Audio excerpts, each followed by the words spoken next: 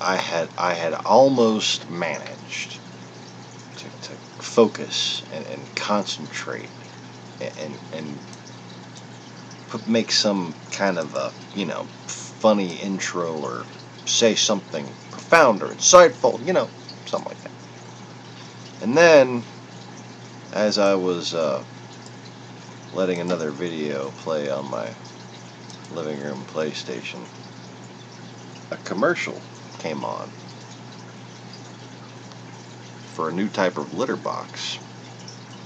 And this litter box's marketing strategy is to basically have cats come up with a conspiracy that humans are gathering their poo to send it to the moon. And yet they all think that the moon is made out of cat poop, and that's why the humans collect it, so they can regulate the tides with the cat poo. So my mind is fixated on this and no longer functioning. So welcome to the Lost Begotten channel.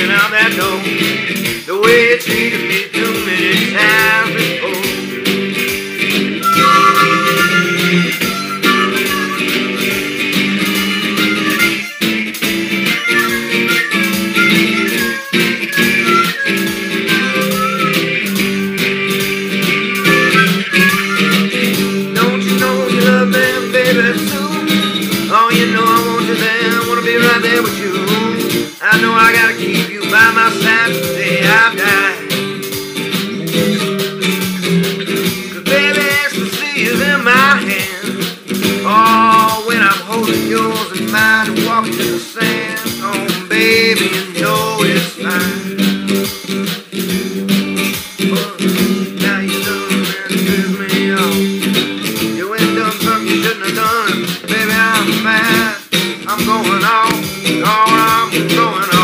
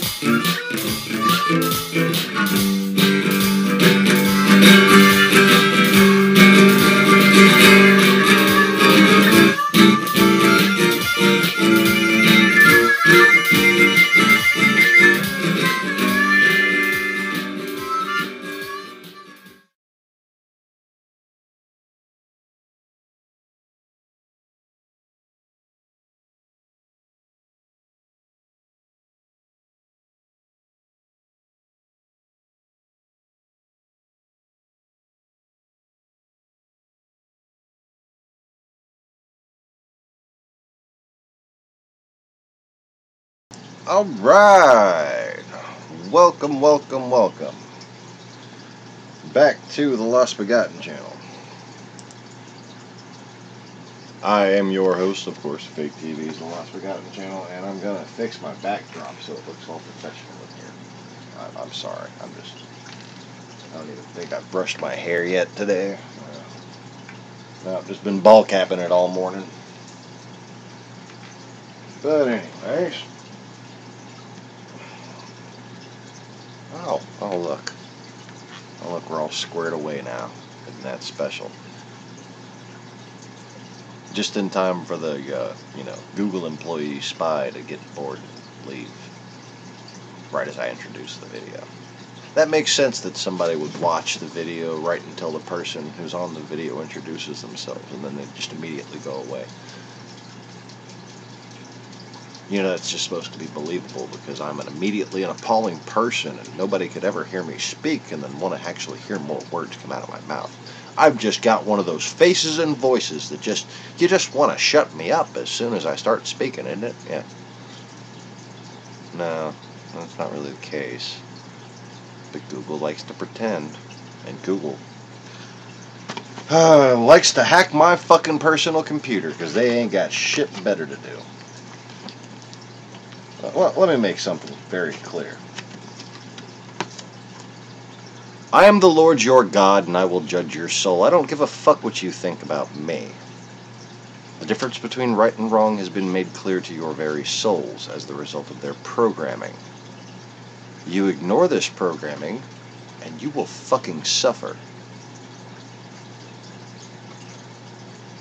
I can only warn you. You must make the choice. I just make the promise.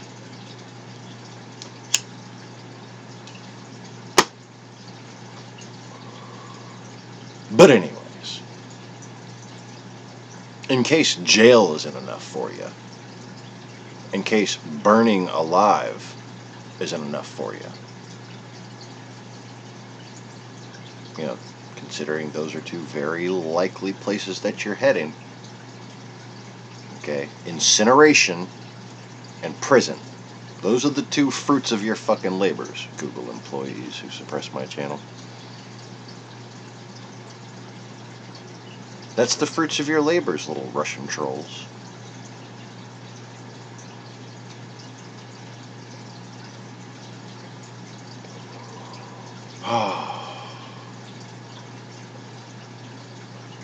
But if somehow you escape either of those two fates, there's an energy called karma,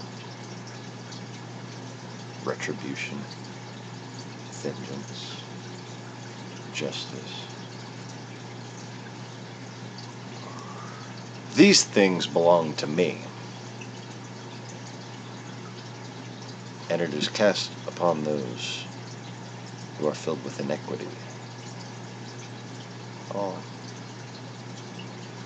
could there be a better word to describe how these little Satanist, God-denying trolls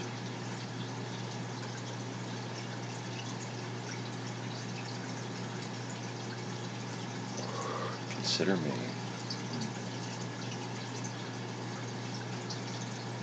It's always quite fascinating to me. So, welcome back to the channel with supposedly 3,162 subscribers since that troll said he was going to unsubscribe. I keep on getting more and more subscribers every day. I'm guessing they're just more fake troll accounts.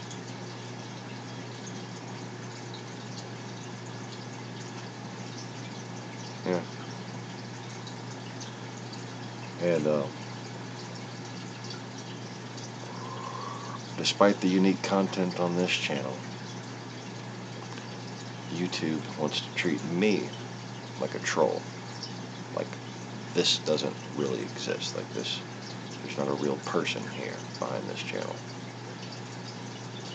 Meanwhile, you have obvious automated Russian bot channels that are just allowed to prosper. All over fucking YouTube.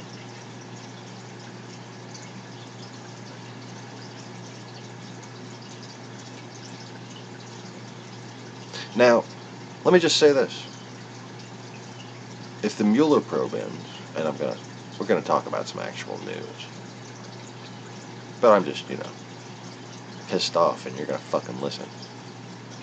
So, when the Mueller probe ends, if it doesn't include at least a few dozen people, including the content director at Google, if that motherfucker doesn't have a warrant issued for his arrest in the United States, I'm going to show them just how much of a real person I am. Oh yeah. There's going to be no doubt in their fucking minds. I promise. I swear. Nothing will fucking stop me.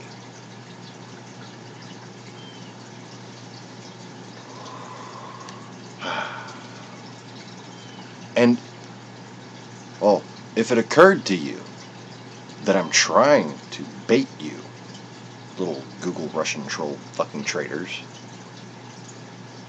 into getting the FBI involved, it's the first fucking smart thought you've had your entire lives. But it changes nothing. Not a thing. Because as I've stated, I don't do this for me. You understand that? I don't exist as a poor person. For me. I exist as a poor person. I exist judgeable for you, to test you.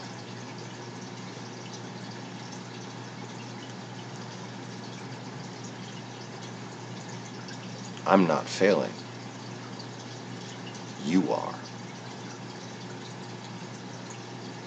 My success is directly proportional to humanity's preservation. And I haven't been very successful, have I? Now why is that? It's a direct reflection on exactly what a lot of people fucking deserve.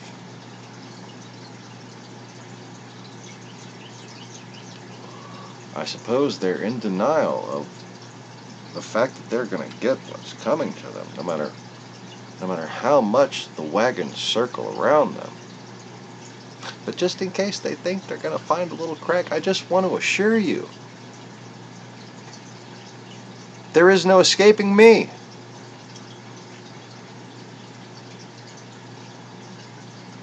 And I don't need to be any kind of spiritual being to follow up on that. All I need is my fucking training, okay? I'll put the fear of me into you. I am so fucking sick. Sean, Mr. Conway, I am so fucking sick of this shit. Right here. No matter what I fucking do on this channel, my revenue, it's now, let's see, I've doubled my views. In the past couple of weeks, I've doubled the amount of views I have on the channel. And my revenue has gone from $12 and something to $11 and something, and then back to $12 and something, and then back to $11 and something. It's now at $11.60 per month.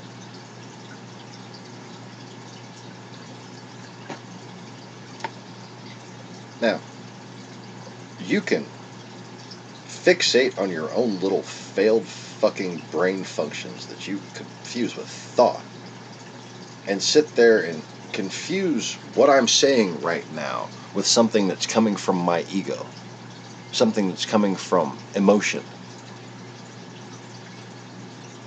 Now, the only emotion I'm having is frustrated at your lack of objectivity. You don't see how everything I say is going to save the world. You don't see how everything you're doing is going to destroy it. It's because you're fucking stupid, okay? It's literally that simple, okay? And you know, the problem with most people who are stupid isn't that they're stupid. It's just that they lack humility. They think they're fucking smart. And that, oh, so many tragedies stem from that. People who think they're fucking smart who are actually really fucking dumb. Right, YouTube gets more and more fucking views. There's more and more people getting Android phones that automatically fucking send them to these videos. And they are not just stealing from me, my friends. They are stealing from MSNBC. They are stealing from NBC News. They are stealing from CBS. They are stealing even from fucking, guess what, Fox News. Oh yeah. It doesn't matter if it's their agenda. It's American. And YouTube fucking hates America. The creative director of YouTube is an anti-American agent of the Horde. Okay? And if you are fucking pro-American in any way, if you are productive for American in any way, if you make America look good in any way, or if you are simply an American business trying to make money from YouTube, you're gonna get fucked with on here. And the FBI needs to demonstrate some basic fucking competence and investigate this clear and present danger to the national security of the United States, which is also, by the way, in severe anti-fucking trust violation. My God.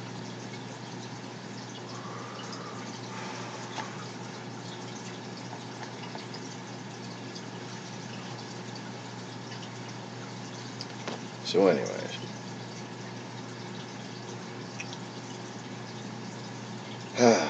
Donald Trump is fucking going to jail, and he's probably going to hang. If he doesn't die before his trial's over, he's going to be fucking executed. And I'm going to have a party. There's going to be nachos and beer and, like, Funyuns. Because, you know, you can't celebrate fucking the death of Donald Trump without fucking Funyuns. And, you know, I really wish that YouTube fucking shills, the little shillbots, had the balls to report me to the authorities. Oh yeah, get the authorities involved. Get the authorities my ear. That's the last fucking thing they'll do. Okay? And you know what? I share videos with the fucking FBI. I share videos with the Baton Rouge fucking police department. Okay? And, you know,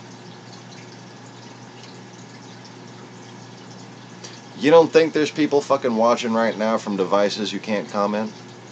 You don't think there's people who watch my videos and their views just get deleted or never even fucking show up? I mean, I watch my videos from my wife's account and the fucking likes and the views don't show up. That's my wife's account. It's completely unaffiliated with my account. She's a moderator. But you know what I'm saying? Well, see,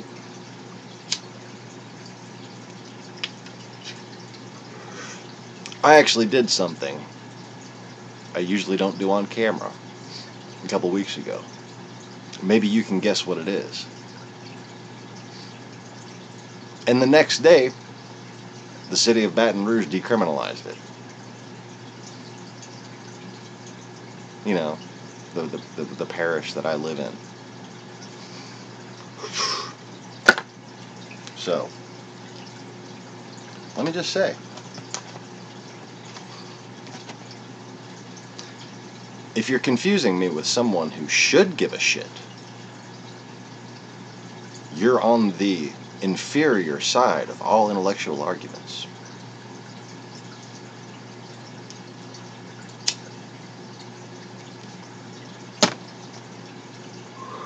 And you're probably also confusing me with someone who's afraid of anything. What form of existence do you think that I have not suffered that I fear.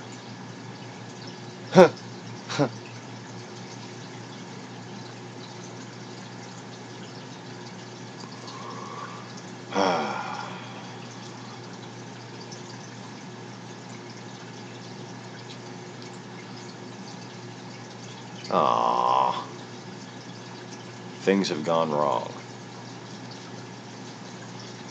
And I need to,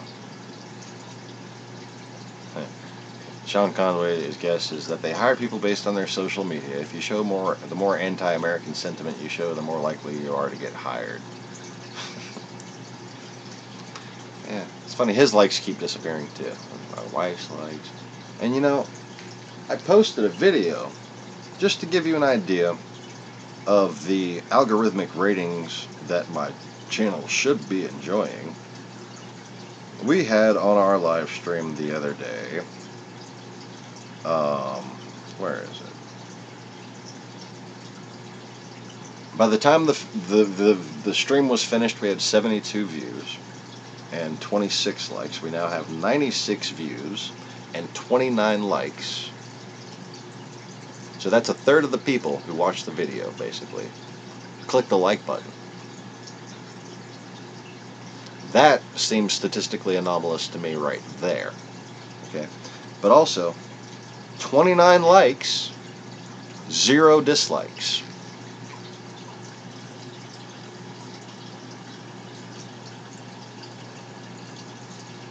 Where is it? Where is it? There we go. 29 likes, 0 dislikes. That's out of 96 views.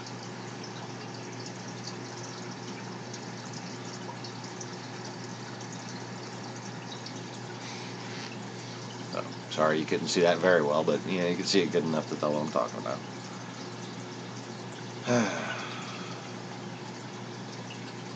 But see, I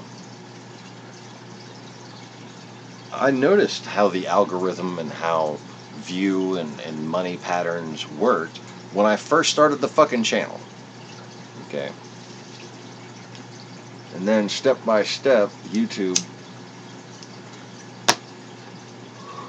disabled every feature that I was intending to use because I made the mistake of announcing these things before I'm gonna go use the pay to promote thing, and then the pay to promote thing disappeared. I'm gonna use the donate button, and then the donate button disappeared. And as soon as I admit that I've been basically gathering information with my channel and feeding it to the FBI, the fucking ad apocalypse happens. And they go after every fucking channel, supposedly.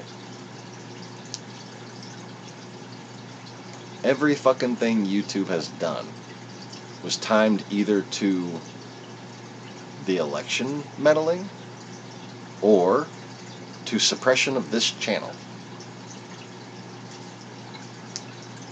And let me just say, YouTube Red is just fraud, man. They're fucking stealing from us. Ain't nobody's getting paid off of the YouTube Red views right now.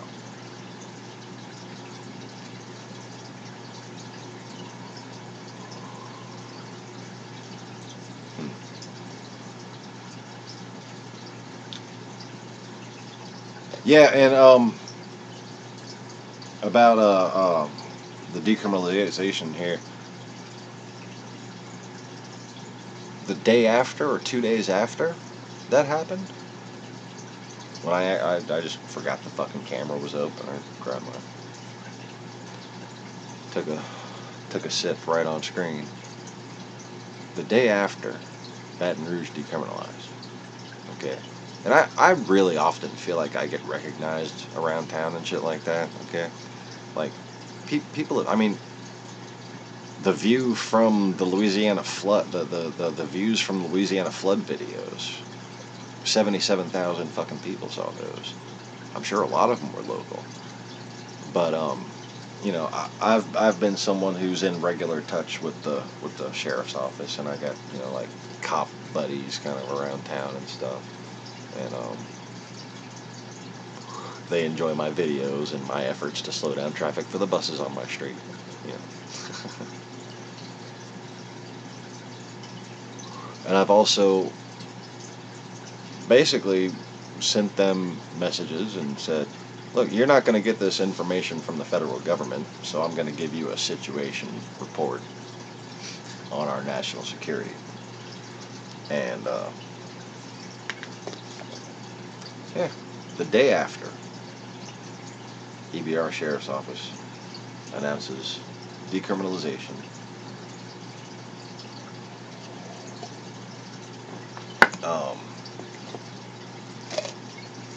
for up to 14 grams.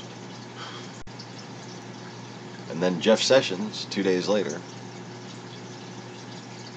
you know, if you think the federal government's forgotten about me, even though, oh, let's see, shit still does happen kind of on my schedule, doesn't it?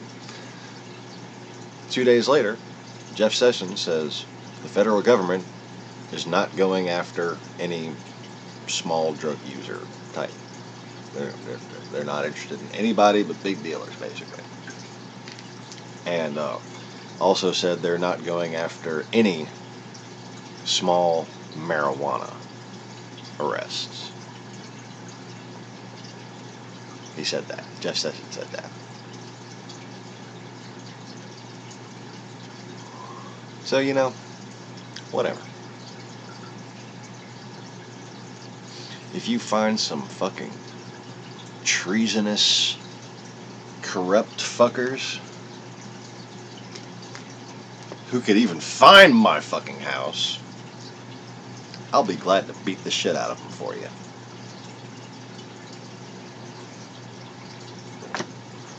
Good luck coming up my fucking steps.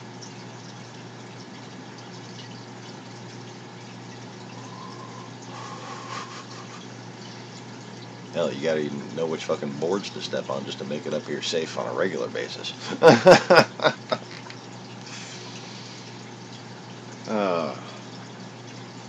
But see, these YouTube trolls, they know better.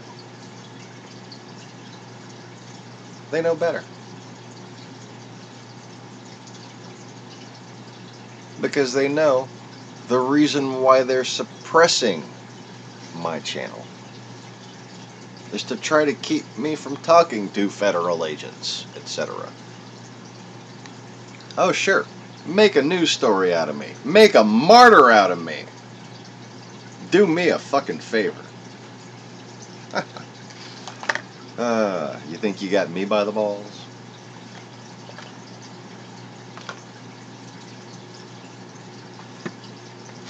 You forget.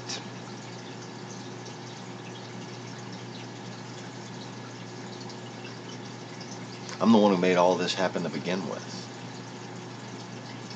This has all been just a lesson I've been teaching you. And it is my job, in order to teach you this, to experience it day by day with you. But don't confuse me for someone who's getting caught up in all this. I'm not confused and lost in the moment.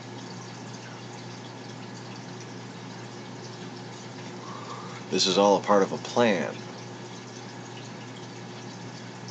The plan, I'm at peace with.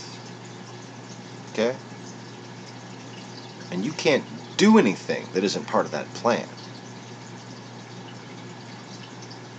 It's your disappointing performance as souls. It's the absolute uselessness that fucking Russian trolls and the like have shown. That even fucking American citizens have shown.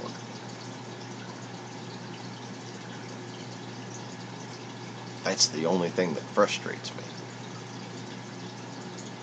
There's nothing you could actually do to me that would elicit a response. I don't have free will like that. I have a job to do. I have a purpose. It's why I'm here. And I exist for no other reason than to provide you with a choice.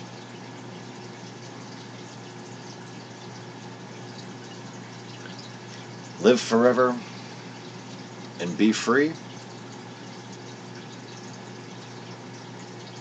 or die as slaves.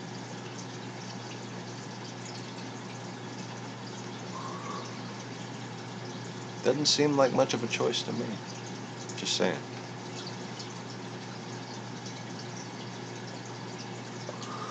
Oh, you saw a channel with a sponsor button. That's interesting. Might have been a gaming channel. Gaming channels have sponsorship enabled.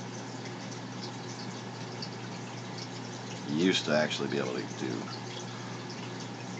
a lot of different things to help your own channel out. Now you have to do AdWords. And I just know that if I said I hired somebody to do AdWords for me, or if I had somebody who's good with AdWords and is going to look at my shit and going to fix it all up for me, that suddenly they'd change the AdWords policy. Vintage Space Pro NASA channel. That's interesting. Yeah, they probably shouldn't have a donate button or a sponsor button. Because according to, let's see, I'll go ahead.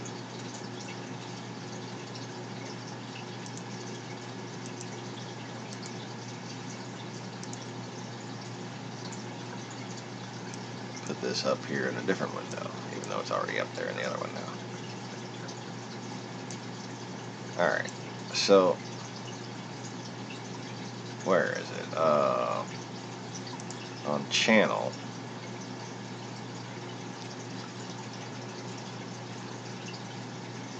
See, look, my 0 copyright strikes, 0 community guideline strikes.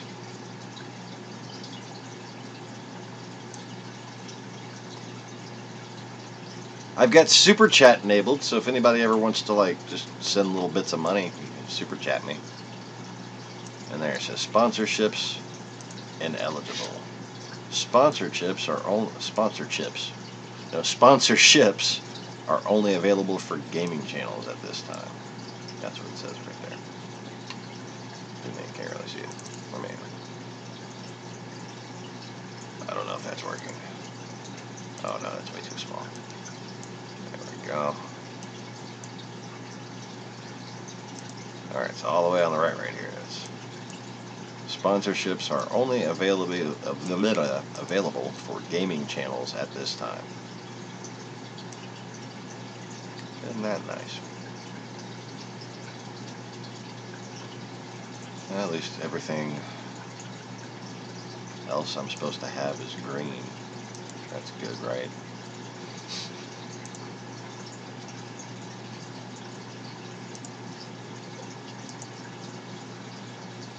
Okay. Back to the chats.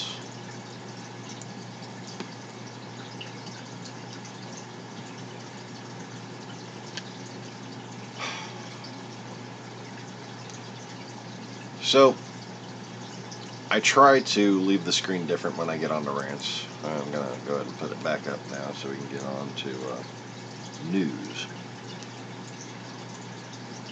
See, there is a realization, I guess. So, some dots I've connected. I wasn't expecting to either. I just, a Rachel Maddow broadcast from, upload from July, or is it June? June or July 26th, 2017. So last summer.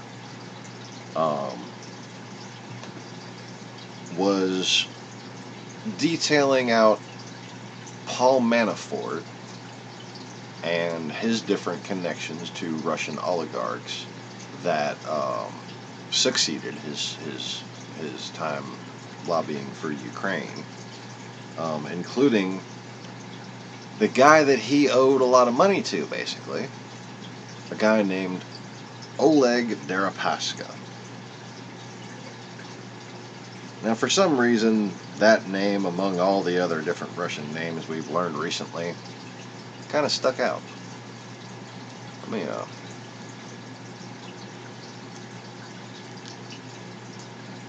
Go ahead and pull up MSNBC right now and see if I can't put that image on there.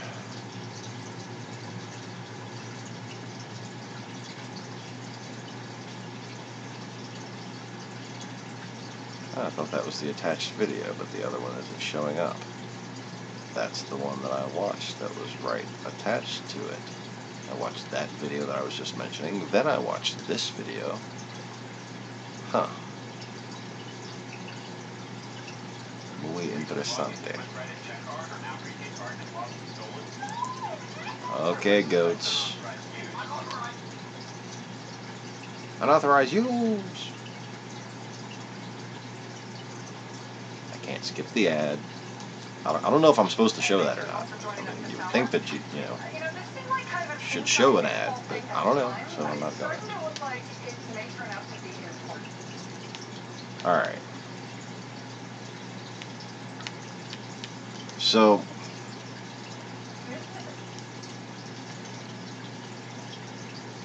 here's the deal.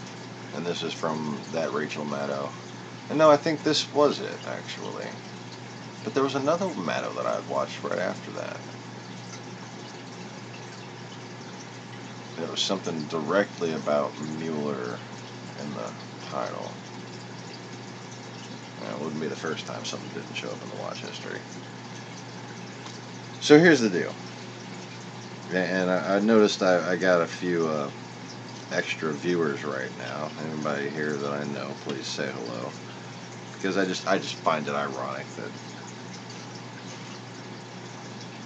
now that I'm going to discuss something that is, I know something they don't want me to fucking discuss. There's people watching it. I wonder what kind of people those are watching. I wonder what kind of people those are. Think they're my friends? I wonder. Maybe it's just Joey and Maximo. Maybe it's Neville and James. Or maybe it's Putin and Trump.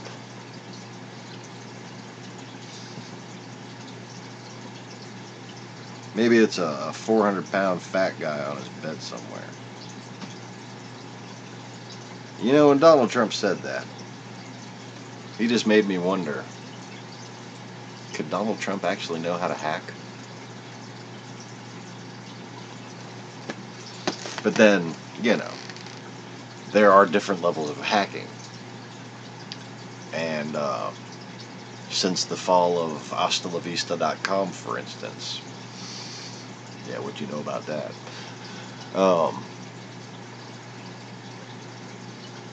I could picture Donald Trump sitting there on his bed, 400 fucking pounds. That's about what he fucking weighs. He ain't in my ballpark, okay? He ain't in my ballpark, and that's what they fucking claimed. All right, he's a lot bigger than me. Fucking muy gordo, okay? Big fucking fat ass.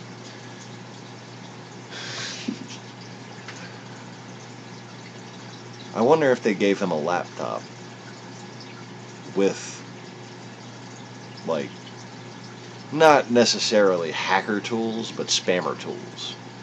You know what I mean? So he could sit there and tweet himself or whatever. But, I wouldn't put it past Russia to have such a level of sophistication, and considering how weak our government has become, especially when it comes to monitoring encrypted devices. If Trump himself had like a pseudo tunneling interface connection to the server that was actually doing the hacking, and Donald Trump himself could sit there and browse the fucking DNC computer from his laptop on his bed, probably a 400-pound fat guy, right?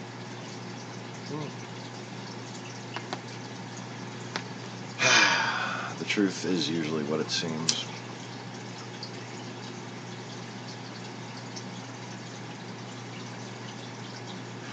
Problem is, most people are literally just so naive and unsuspecting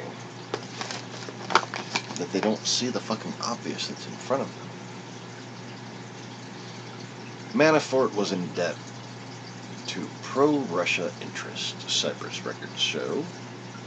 He had been in debt by as much as $17 million before he joined the Donald Trump campaign.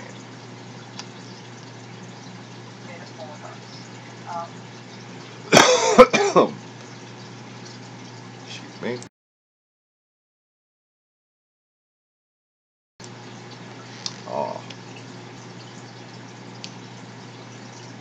Party of Regions Parliamentarian version was this aluminum oligarch, Oleg Deripaska, who, according to BAP, once signed Paul Manafort to a $10 million a year contract to promote the interests of Vladimir Putin's government around the world. There we go. That's what she just said. He signed a $10 million a year contract with Oleg Deripaska to promote Putin's interests around the world. Now, Oleg Deripaska is an interesting person for the former Donald Trump campaign manager to be so indebted to, because Oleg Deripaska is an aluminum, nickel and steel, etc. oligarch. He's the aluminum guy. He's the alloy guy. He's the metal industry guy. Namely aluminum now. Namely aluminum. It's very interesting. See, aluminum might ring a bell for anyone who's been paying attention to, like, things. Wasn't there a... Oh, let's see. He didn't sanction Russia. He introduced some tariffs. You know, this guy, General Fuckery. Generalissimo Fuckery.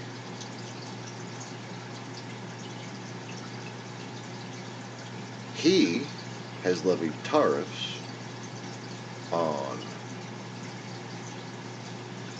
steel, which, by the way, is fucking stupid and goes against our national security strategy as a whole.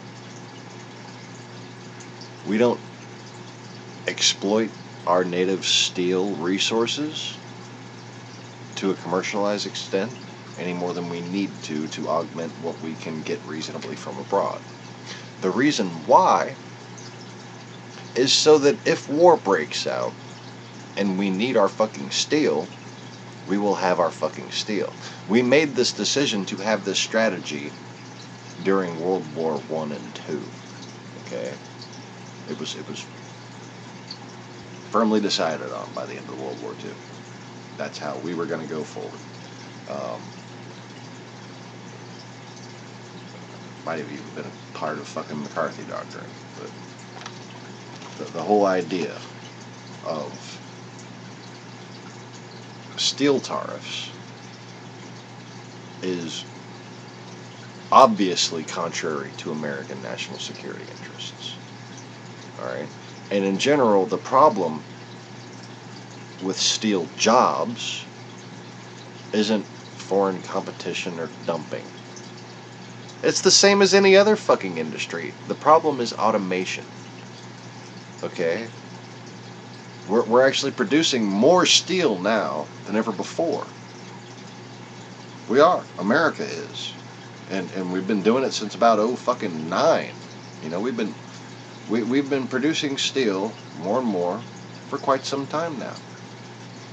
We've been doing it with less and less people because, just like the automotive industry, just like so many other industries, it's become heavily dependent on machinery and robotics.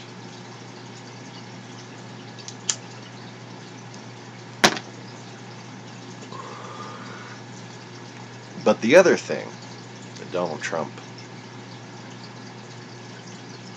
ignorantly levied tariffs against I mean, at a certain point, when somebody does things over and over again that suit Putin's agenda, you really have to stop just saying he's stupid. You have to understand that he's a fucking traitor who was sent here to destroy us. In the book of Revelation, he's called the Defiler. Okay? And if you don't have time to read that, watch the fucking Left Behind movies. Putin's practically in them. Now imagine the fucking Vlad, the Russian Antichrist Impaler guy, okay, sending one of his best good friends to make America great again. Imagine that happened while you were watching the Left Behind movie, Christian Trump voters.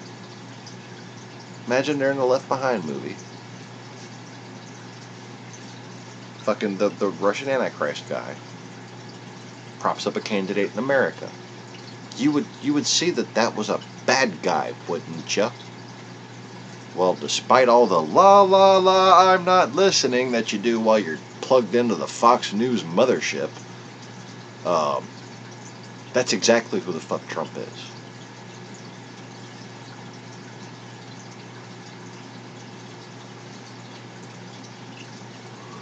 And this aluminum tariff, man, it just seemed out of left field to me. I mean, steel, it's pretty straightforward. We do a lot of steel. Aluminum.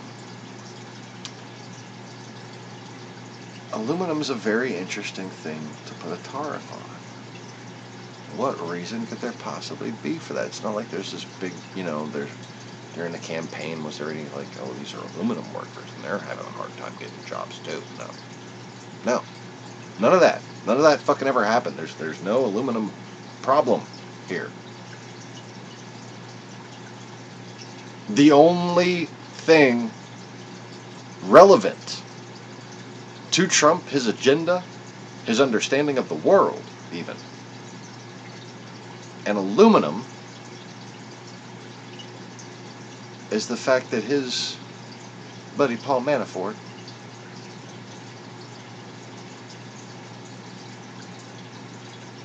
works for the fucking Russian aluminum oligarch, Deripaska.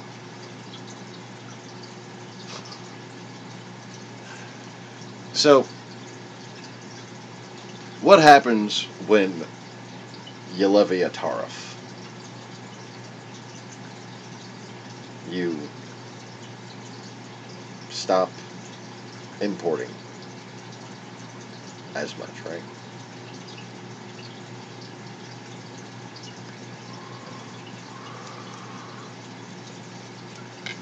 Well,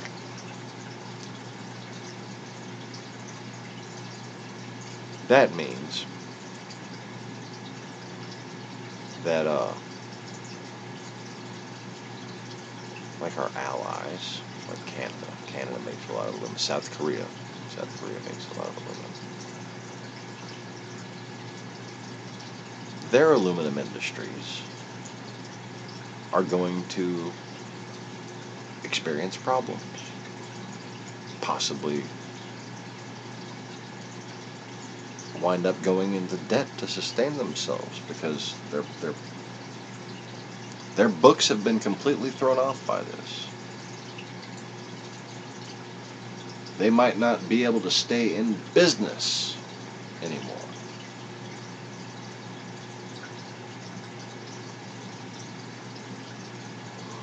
And it won't just affect aluminum supply to America. The tariff on the aluminum supply to America affects that aluminum business and its supply to whoever it does business with.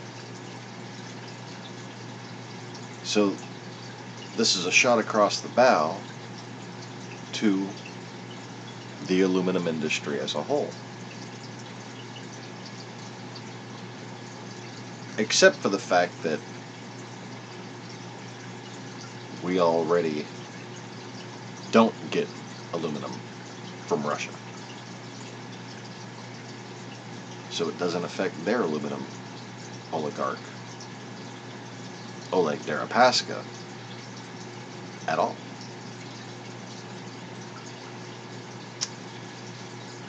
Until those other aluminum businesses start having problems.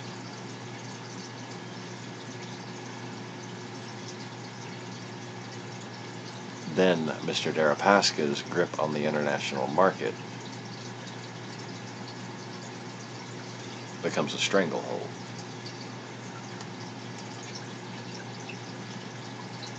And all he had to do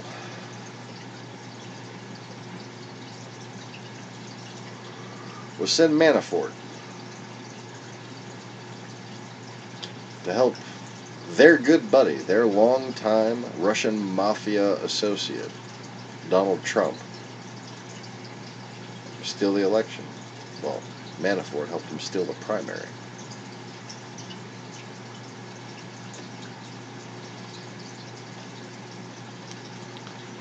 You don't think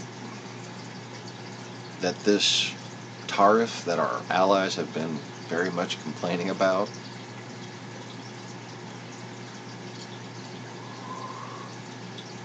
you don't think that was ever discussed with Russia?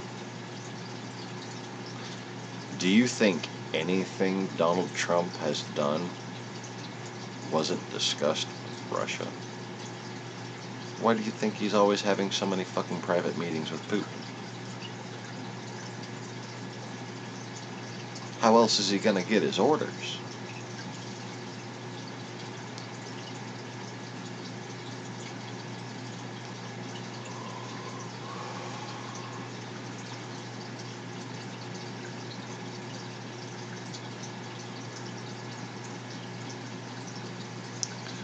American aluminum is processed in Ireland. Didn't know that.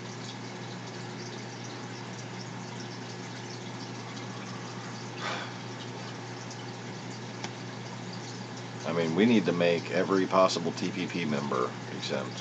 Oh shit. Hold on. I forgot I had a problem. I got distracted and started talking. 1 second. Ow. I have an emergency with the fish tanks.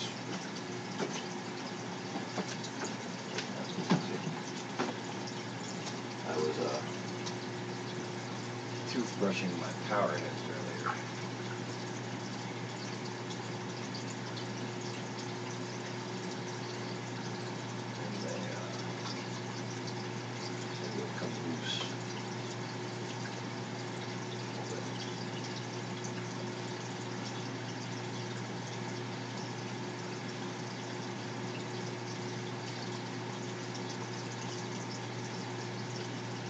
A little bit. A lot.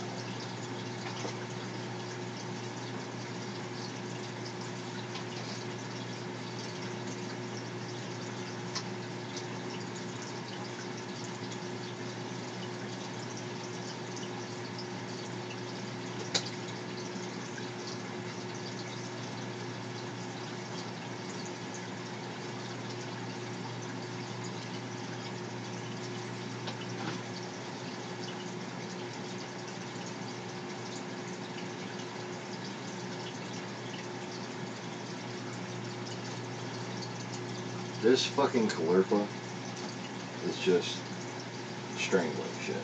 It's really pissing me off. I'm having to go into the tank and trim it quite often.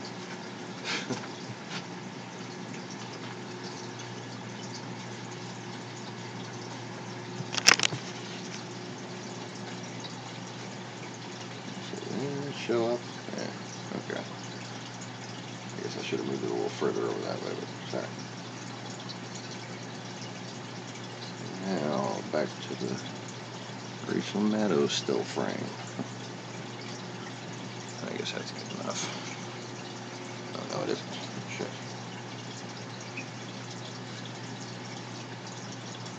There we go. That's acceptable. Okay. So, crisis has been averted. But,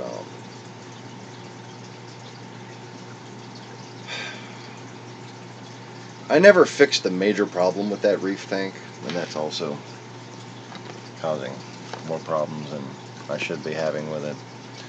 That major problem is there's too much fucking rock in that tank, man. There's just way too much rock in that tank.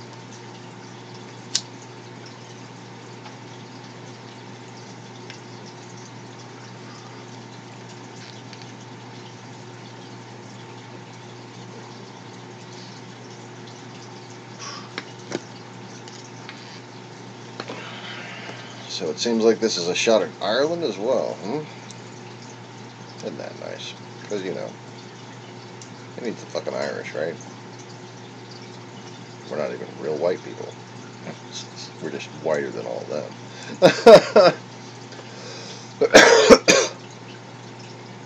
That is my third largest ethnic division. German, French, and Irish. So I'm, you know, on most days, either drunk or at war with myself.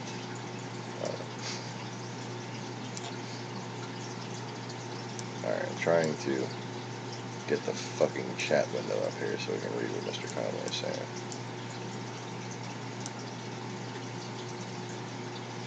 Alright, bauxite is the ore for aluminum, isn't it?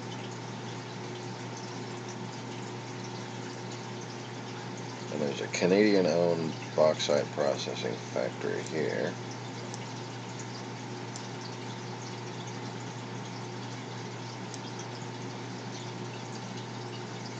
Bauxite is shipped to Ireland, processed, and then sent back to America and Canada, etc. And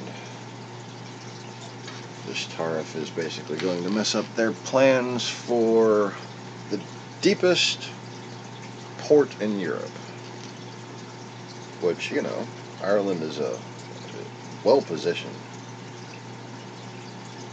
Well, I mean,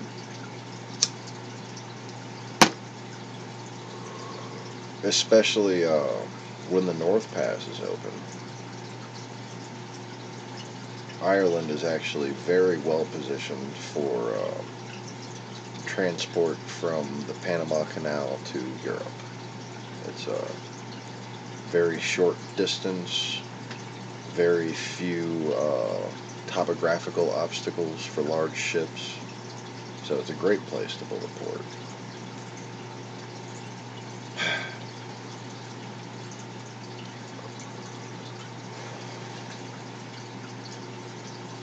And that could all be fucked up too. That's nice.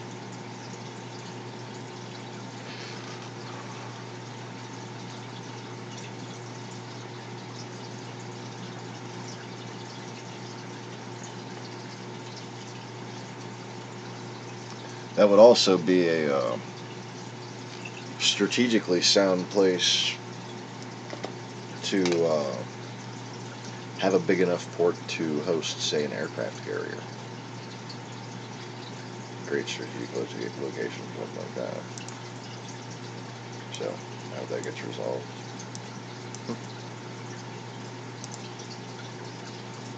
And I wish y'all luck.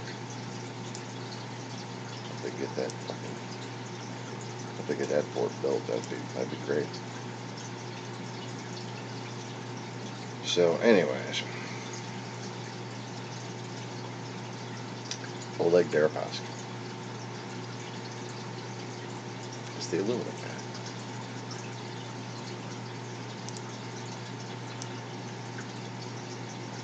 guy. And I believe into nickel, copper, and iron as well. But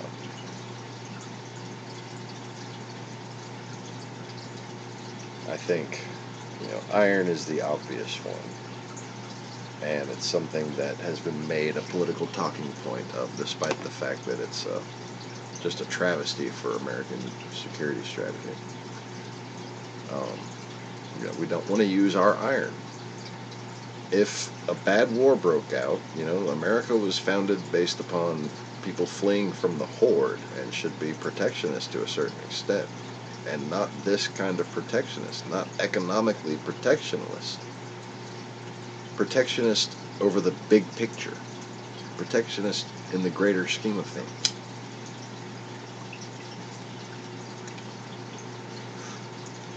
We don't want to make, effectively, you're making our steel cheaper.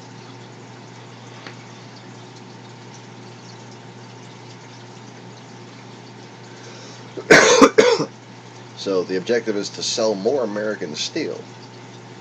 It's not going to create more American jobs. It's just going to deplete America's resources.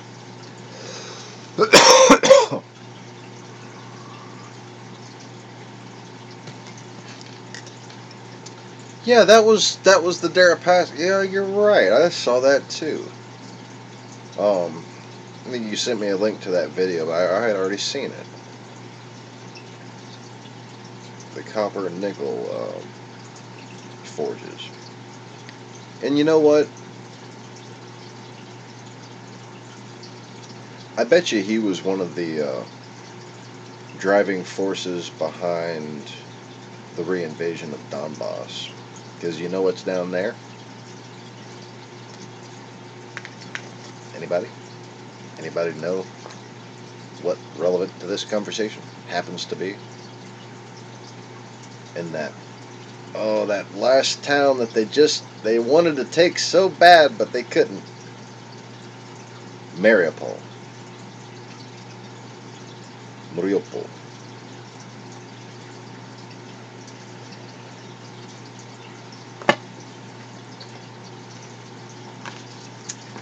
The biggest fucking steel plant in Europe. And copper mines. Yeah, you're right about that. The biggest fucking steel refinery. It's this huge steel plant.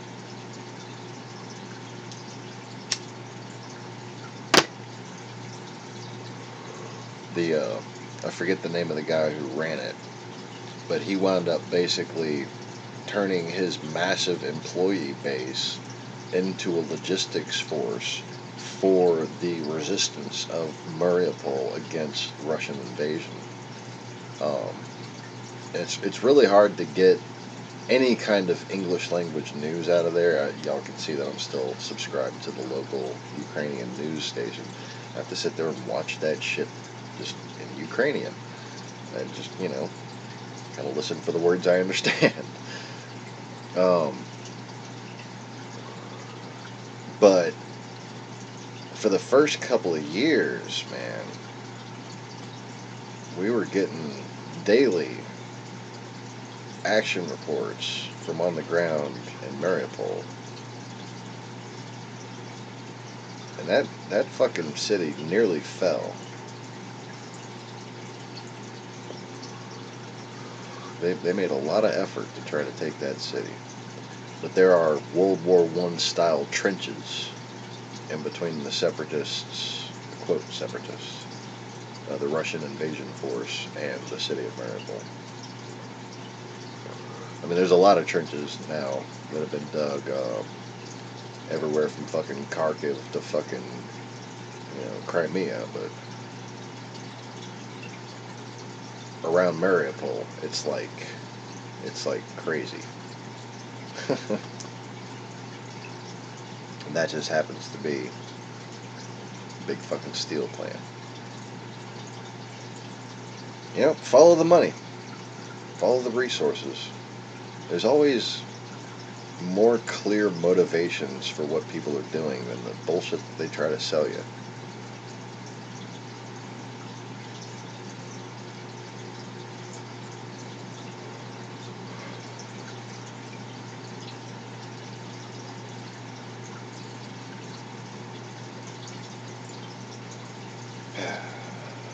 So that's March 22nd, 2017. There's that AP report. July 26th, 2017 was the Maddow report. And when was it that Manafort got indicted for conspiracy against the United States? That was just a couple months later, wasn't it?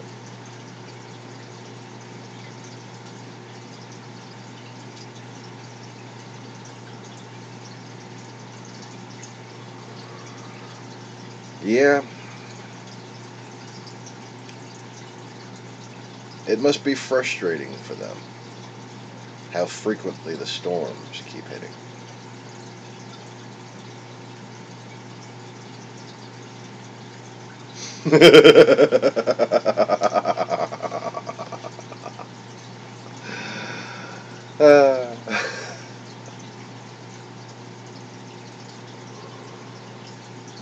Yeah, I do what I can.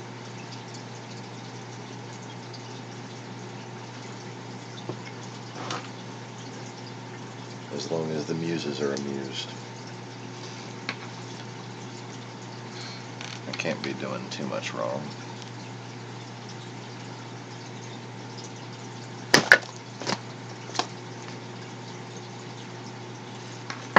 Got a net. Ew. Yeah, I really got that one. So he's right there still. Ew. Just gonna wipe that off with a little piece of tissue. Oh. I think I got 2 of them in one hit, but only one of them stuck. Okay. That's unclean now. Okay. I didn't lick it. I was just pretending. But it's not wet now. No wet.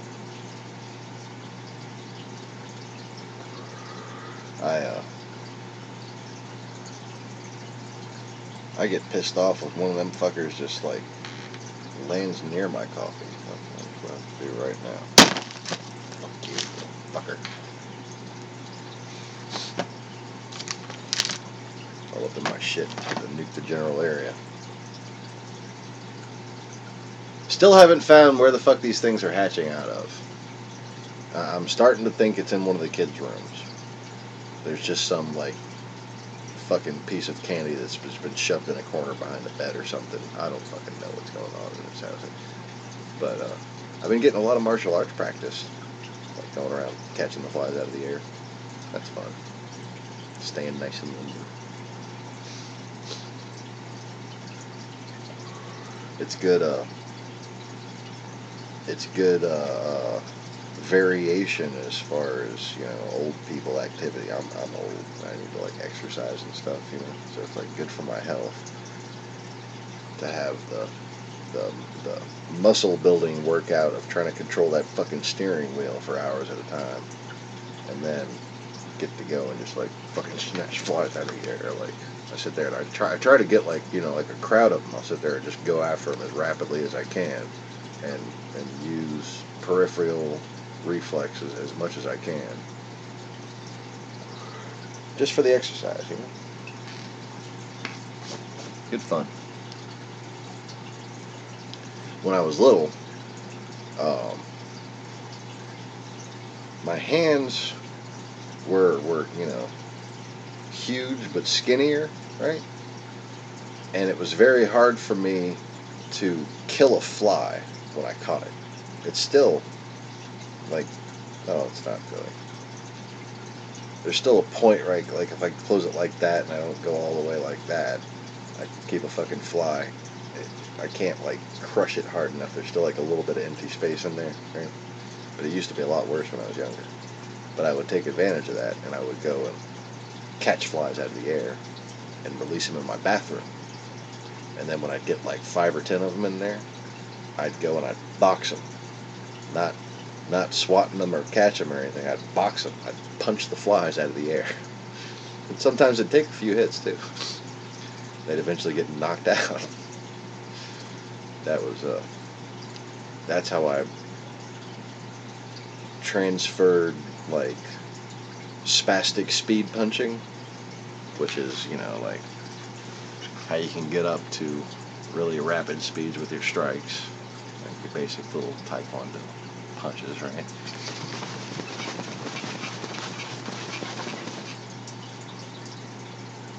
How many times per second was that? Last I had someone stopwatch me, it was 5.6 times a second.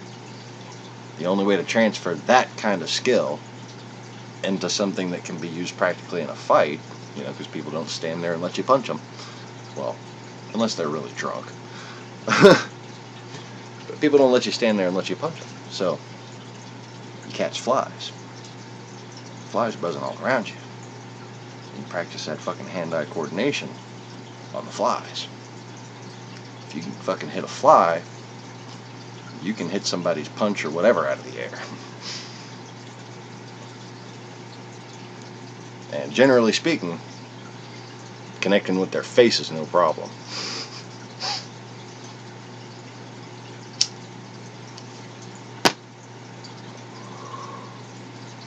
Also, I guess like the only way you could tell how many punches there were by the sound.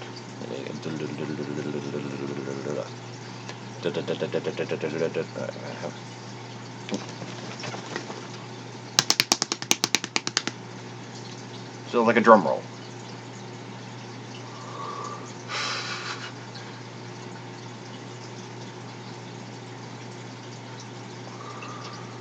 You know, it helps that I was a drummer. Because when you're drumming, you have to do all kinds of shit like that. But, you know, like the fucking camera's all blurry. Let's see if I can get the camera to make me faster. I know there's a thing that I can do to fuck with this camera. But it might make the image darker, in which case I will put on that light over there. Maybe I can actually get a view of that stuff. Output or input? Output or input? Let's try output. Yes. It is... No. That's the input. Input. Input, input. And... camera control, exposure. And now... oh, see, just a little bit. Okay, that'll work.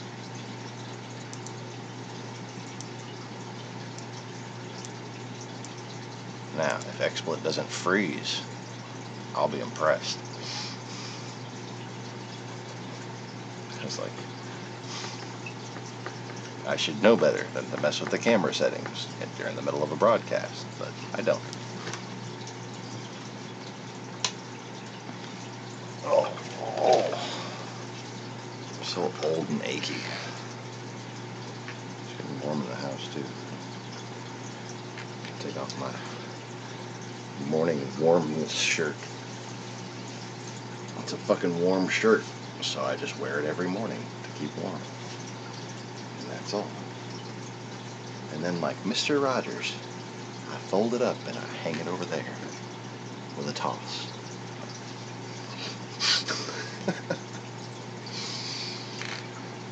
Okay, so that like fucking showed up like a full second after I put it there.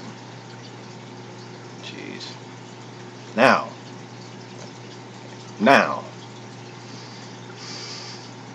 watch it on the camera, that's funny. So, speed punching. Like so, I'm trying to narrow it down to get in the camera here. Alright, no, just like that.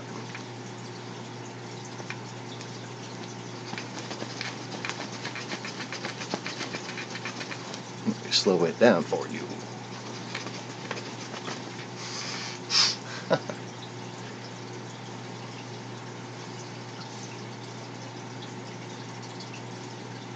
But yeah, practicing full extension like that, not trying to squeeze it into a little camera so people can see it.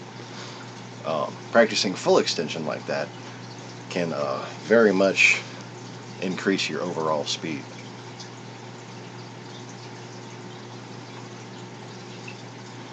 And then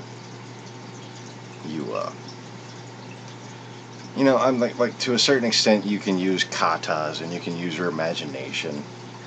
But I really find boxing fucking flies out of the air really be one of the best forms of hand-eye coordinated stretching, you know, because then you really get to take that skill and just fucking turn it into something that can be used in a brawl.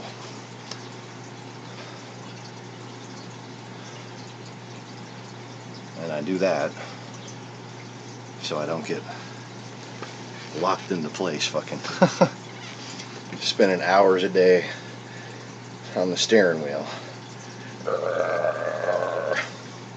And that's been getting my arms in shape. Like, that's great and all, but the last thing I need is like more arthritic type problems, you know. So I gotta vary my activities in my old age. Alright.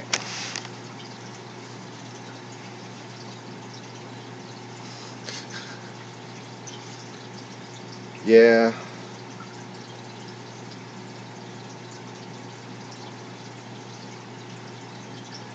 Most people who get on the level where they can punch that fast,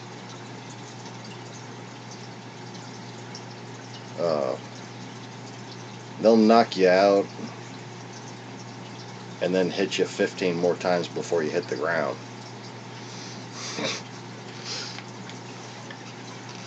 $17 if you're having a bad day.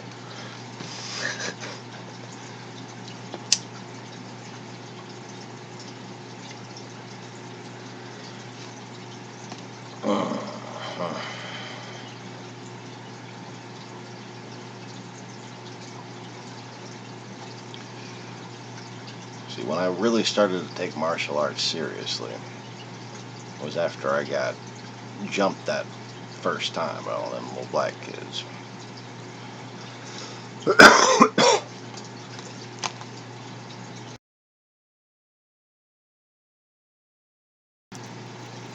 Excuse me. We had just, my parents got divorced, and my mom got a townhome in this place called Kempwood Village, which is in the 5th Ward in Houston, Texas. If you subscribe to KHOU, they will never say the 5th Ward. They will just simply say North Houston. And usually when they say North Houston, it involves a shooting. I went to Spring Shadows Elementary, I believe it was, in which there were 2 other white kids, one male, one female, and one was stabbed to death the year that I was in 4th grade at that school. But when we had first moved in, we moved in on a Thursday, and that Friday night, I did what I had done in my previous neighborhood, which was we lived in a 3,800 square foot house, and the local community center was a nice big fucking pool with a swim team that had Olympic fucking shit and everything. Okay. And now I'm in Kempwood Village, and I don't know it.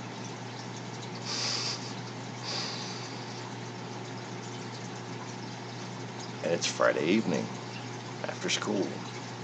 I want to go meet new kids to play with. Not realizing I'm white.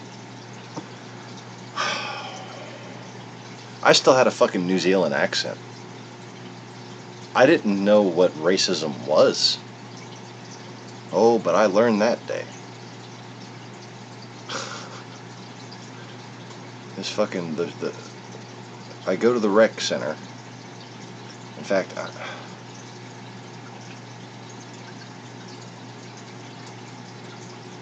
I don't even know if I actually made it to the rec center that day, or whether this just occurred in the fucking little courtyard on the way there.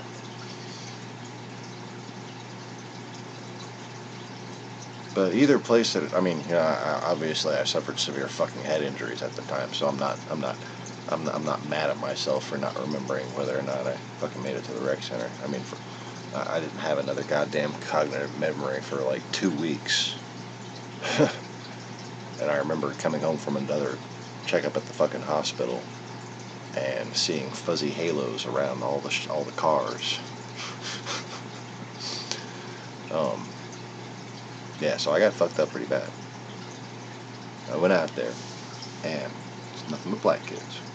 There's a lot of Mexican kids in this area, and I should have known something was wrong when it was nothing but black kids. And probably the shortest one came up to me with this whole, "What's up, bro?" You know, like with the arms back behind them, with the chest bumping up against your chest, right? And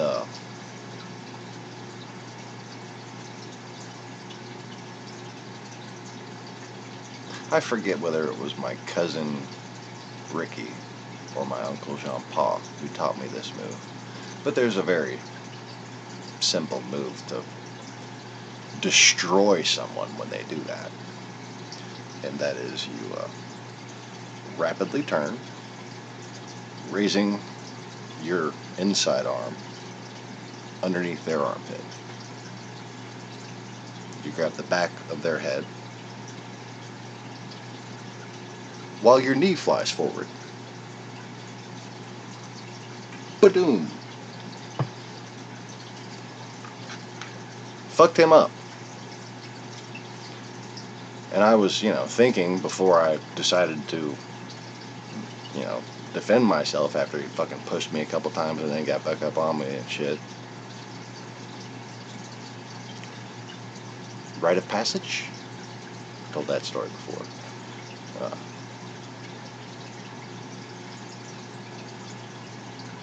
I didn't know that it was just like I was unacceptable because I was white.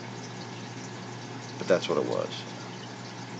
I didn't realize what, I didn't know about slavery or nothing. The blacks in New Zealand, the native aboriginals called Maori, are the friendliest fucking people you'll ever meet. And they have honor like you can't imagine. I mean, these are good people. And I just didn't know what was about to happen to me at all. As soon as I bounced that motherfucker off my knee, I don't remember seeing anything. All I remember is the sound of like drum roll on my head. And there's a scar right there. I had a problem growing my permanent teeth in. They grew in behind my front bottom teeth. All four of them, the front down there. And I started to have the same thing happen on the top. And they kind of did me a favor. I woke up, I had this hole, scar right here. They already closed up by the time I start remembering again. I used to sit there and have to like hold my fucking teeth over my lip, or else it would hurt. But all these teeth got knocked out, and I learned later on what a curb check was, and assumed that that's what happened to me. Because what else is gonna force your fucking teeth through your lip right there? But lucky for me, I was still growing in permanent teeth, and I had that weird problem where the permanent teeth were behind and the baby teeth were trying to get pushed out. So they took care of that problem for me. And then the fucking teeth that I had that were already starting to grow in just grew right in. And by the time my memory really starts again, I already had this problem right here, where they overlap right in the middle. The rest of my teeth are pretty much straight. Just these fucking right in the middle overlap. They all got squeezed in from behind, I guess. How the hell did I get on this damn tangent story? Anyway, what the fuck am I talking about? Just trying to explain the joy of Kempwood Village.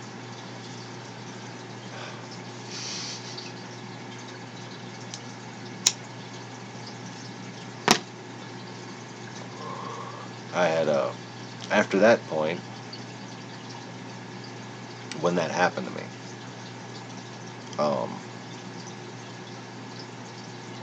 when I remember coming back from the doctor at that time, apparently I had been home, I just don't remember it, because that was just a day-long doctor visit, but that's when my memory starts again, and it's like 2 weeks fucking later. I remember noting it at the time. It has been 2 weeks since you last fucking remembered a thing. Like it was then that I did not fucking remember. And I remember noting it. You've just lost 2 weeks, motherfucker. Now you're seeing fuzzy fucking halos around car ride, around other vehicles on your way home from the doctor. What the fuck just happened?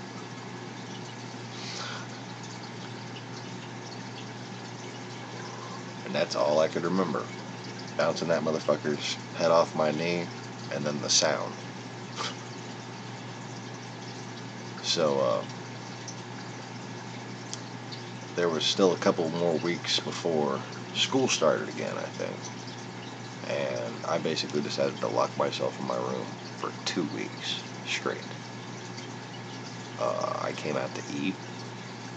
I didn't want to see another human being. And all I did was train. And I developed a style based on what I hypothesized to be the threat I would be facing next time I left my house, which was, how the fuck do I survive fighting against large crowds of people?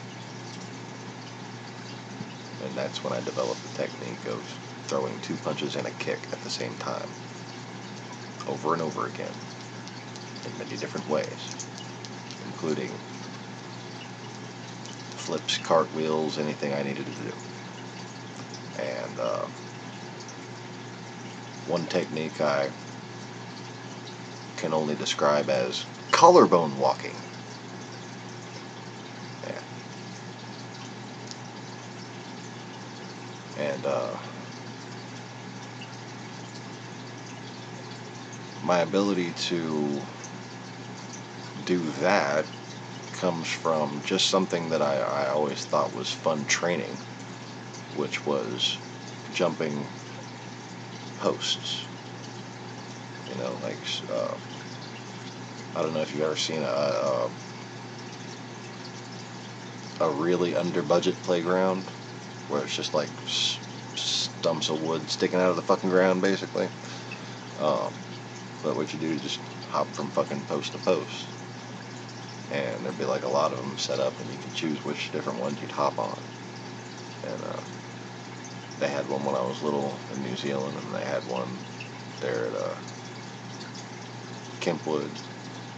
I had something similar set up in my own backyard.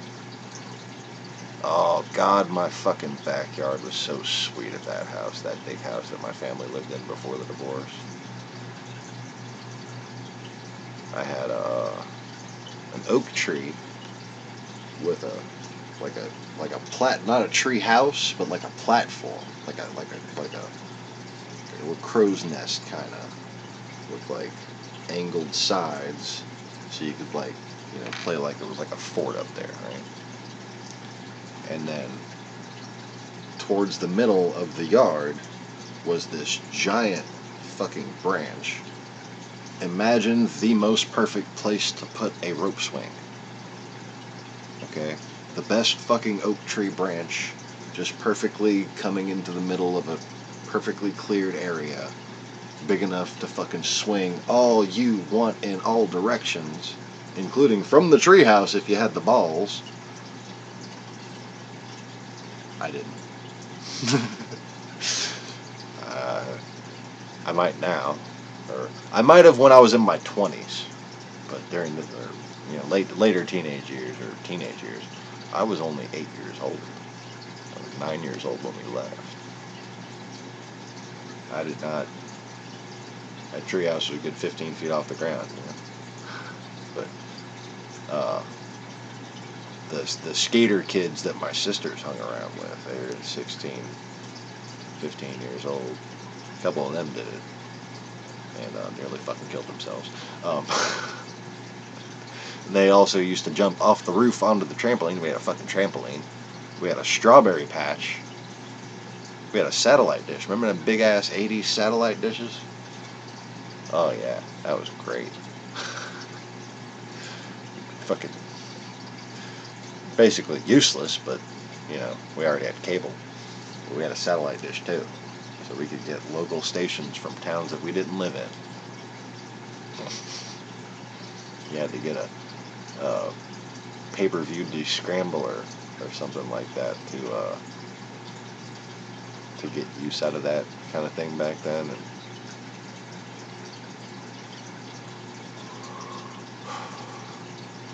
oh yeah, and on the other side of my oak tree, I had my hole.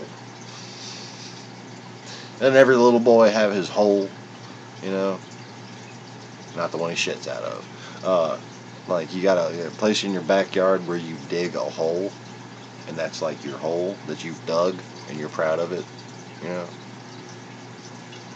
Me and my friend Steven and Kelly and Ryan. Well, this hole was big enough for us to all fucking sit around, and we stole some of my mama's forks and found a brilliant technique that you could just take a fork and scrape it along the edges of a hole and make the perfect little road. And then you could take that fork and go along the edges of the road and make the perfect little garages. And then you could have all your Hot Wheels out there in this wonderful mountain garage area with a monster truck track in the middle of the garage area. Oh man, that was so fucking great. And like you remember the old crack-up cars, the Hot Wheels crack-up cars, and all like the old shitty generic cars, like the ones that like people would get you for Christmas that weren't as good as your cars that you already had, Like I put those in the middle and have like the little dirt mounds going up to either side of them, right? And like that was like in this big oval hole. We had like our fucking, like me and my friends would all have like our fucking monster trucks that we got from the store, like fucking. Be making, you got to make all the sound effects, right? You gotta, oh, and the crash sound effects. You got to make the crash sound effects.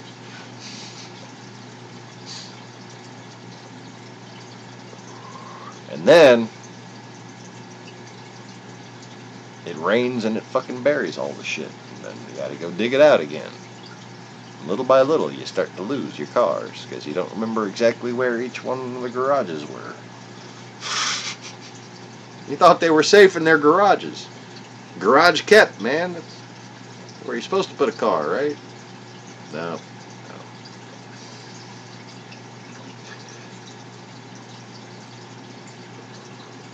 He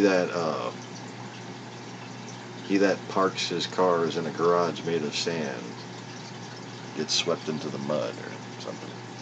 Has to dig them out later. So, yeah.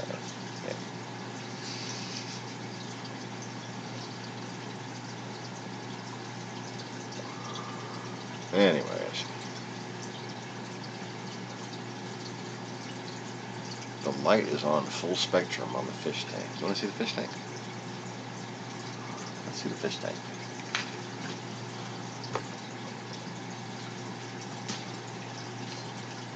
Let's go over here, little webcam.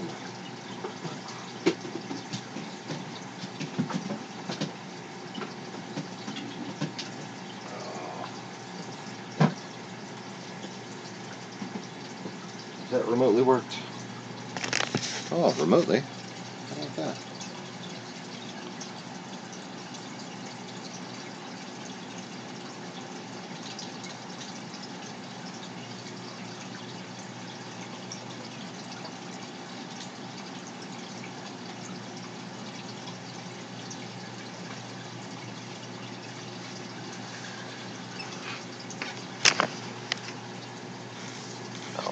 Jeez.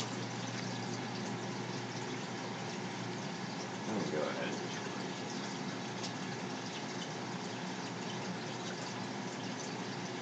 Because you can't see the monopores from ground up.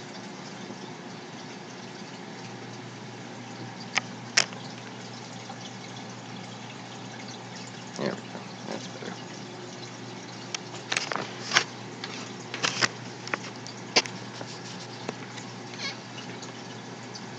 So yes, can't quite get down there in the bottom of the tank to scrape the algae on the bottom glass right there. But my sand isn't quite as dirty as it looks. That's mostly just the algae on the glass. That's like fucking hard crusted shit that the magnet scrubber has no chance of getting off. So I have to use my metal scraper on this tank at least once a month, just so I can see in it. Core line will grow all up on the front. Especially in mine. Gaius's tank too. Core line just covers the front of that tank.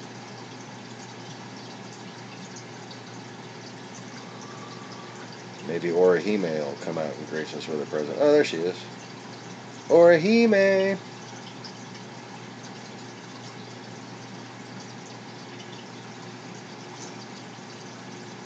My precious little baby flame angel is all grown up. And she has to lean over just a little bit to get into that bottom cave. But she still seems happy as can be in there. I'm really, I'm kind of torn on something though. I want to get a rabbit fish. Because look at that fucking Callirpa, man. The hair algae problem has somewhat abated. You see there's still a nice big clump underneath that blue mushroom right there. That's been gagging out some of those blue mushrooms. But this fucking... Oh god, I'm just so remorseful over letting that fucking Callirpa in my tank. It just spreads like nothing I've ever seen before.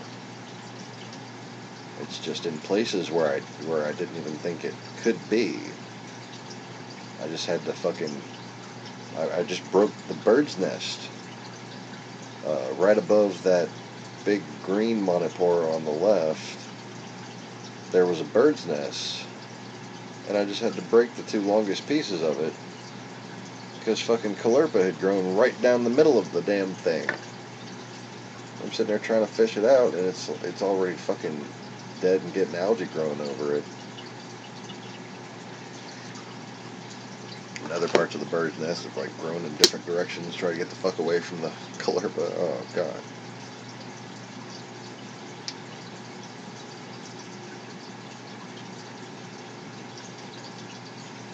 So we've still got the yellow monopora, hasn't grown at all. That's the one that used to be kind of hanging off the front. I got tired of fixing it, so now it's just sitting on top of that ledge rock.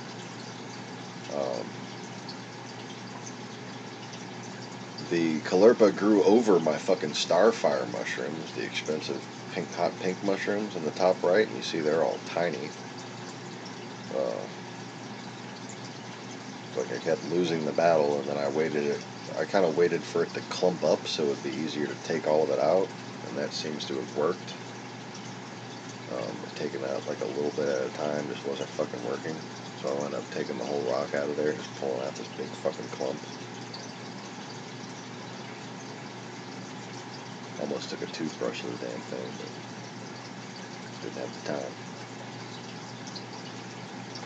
time.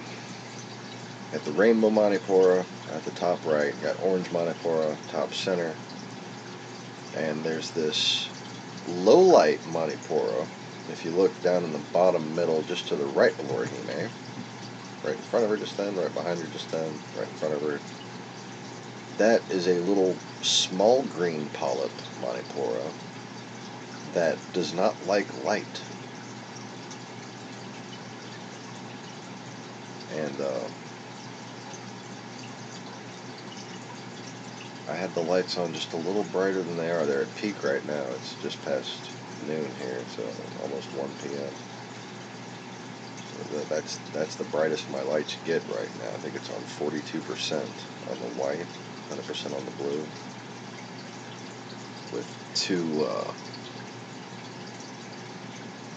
what do they call them?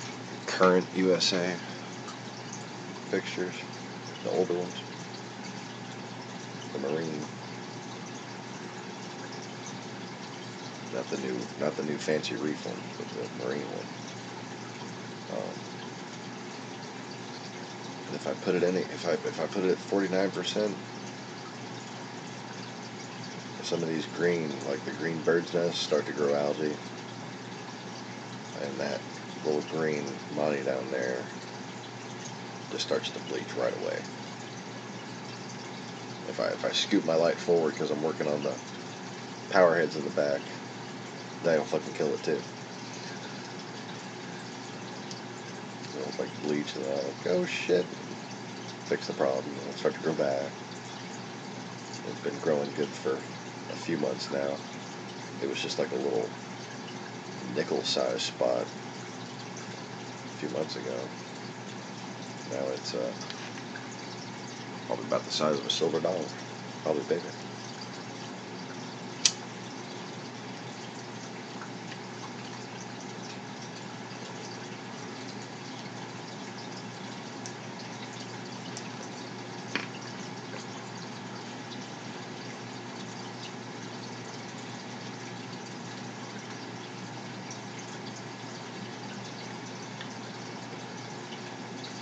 I actually really thought we were gonna wind up moving and getting a fucking better place. And I was gonna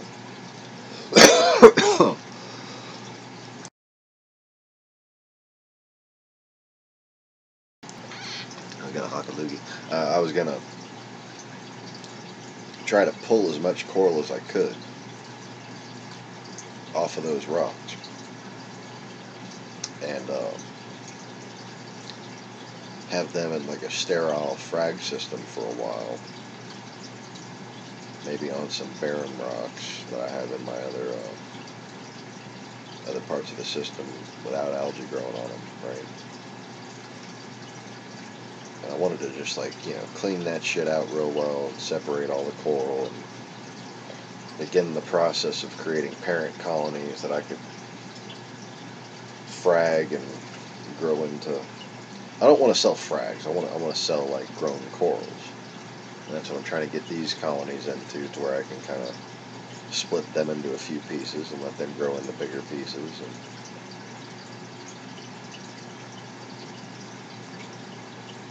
I want to have quite a few colonies of each growing before I start selling any of it, you know.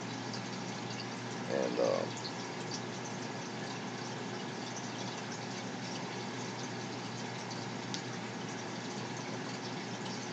I'd like to just be able to focus the chemical input one way or the other. You know, like having a lot of reef type chemicals is really good for your clownfish striping and all, but you know, it's just kind of a big pain in the ass how much water you have to change in the grow out system, and then trying to keep the alkalinity level and all the different chemical compound levels up while keeping that water clean. Oh, that gets horribly expensive. So if you have to keep it clean enough all in one system to be able to sustain a reef, then it's just really expensive.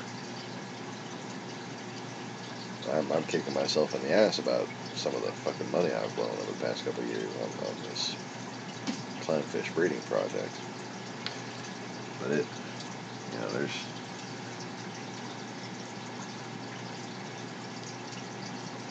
there's no way to make my current facilities work. I just don't have the space to actually be productive here.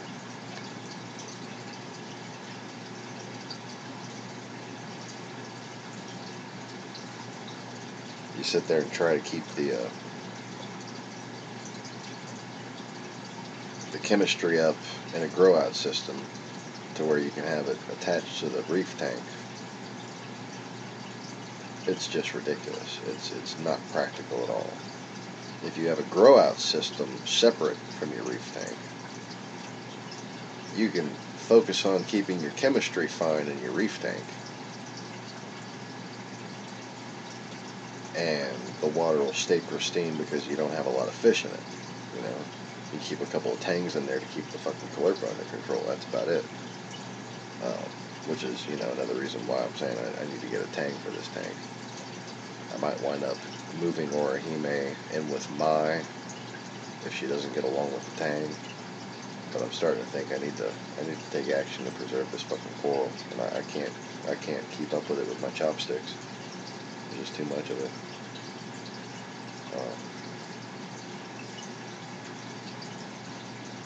But now, keeping up chemistry in a grow-out system seems like it would be just as difficult, but it's not. Because you don't need as good a water quality. You can let the phosphates and nitrates just fucking get out of control. You know, shit that would grow way too much hair algae and shit like that. You don't need high lighting, so you're not going to have algae problems. You can keep the lighting on the center, so the algae grows where you're siphoning the poo out. And you keep the algae from absorbing too much of the nutrients. Minimize your water changes to just siphoning the fucking poo out of the bottom, and you're spending a lot less money replacing water. Then all you got to do is add the chemicals that you need, and you're not sitting there taking them out every time you do a water change. You're not sitting there taking out fucking 10% over and over again. I can sit there in a 20-gallon tank. I can probably get the bottom clean with maybe 2 gallons of water taken out of it. Maybe 2. And that's just the poo-poo water. So I'm not sitting there taking nutrient-rich stuff. I'm taking crap.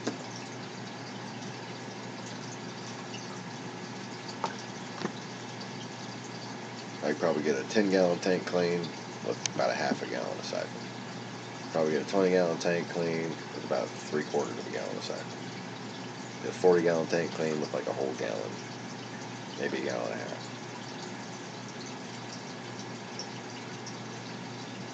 And there's like different little vacuum type rigs, just like you'd have for cleaning your floor. You can rig stuff like that, like a little wide suction thing up to your grow out cleaning hose. You make that process a hell of a lot easier. Me, I'm sitting there, I got fish growing in this fucking blue round tub in the corner. I got fish growing in this fucking refugium sump. Wife brought home additional brood stock. And then I gotta hair up my ass to get even more brood stock.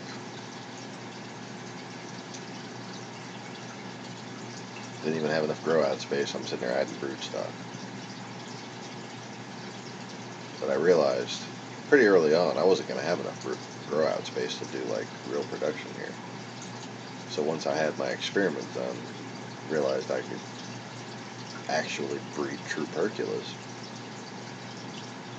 I was more focused on raising the fish that I had and trying to shuffle them around and make room for future breeding that we could do at the store. At the store, I'm going to have like one shelf set up with just grow out tanks. I'm going to have one shelf set up with just a reef tank, or one shelf set up with just brood stock. Everything's going to say clean and cheap.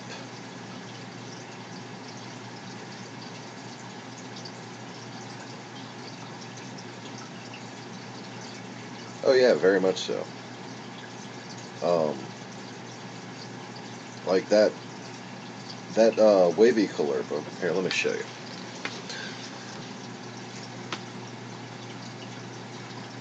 By the way, the one little guy that survived the ick outbreak is now ick-free. He's down there in that little 5-gallon tank on the left still, which you barely see because it's black.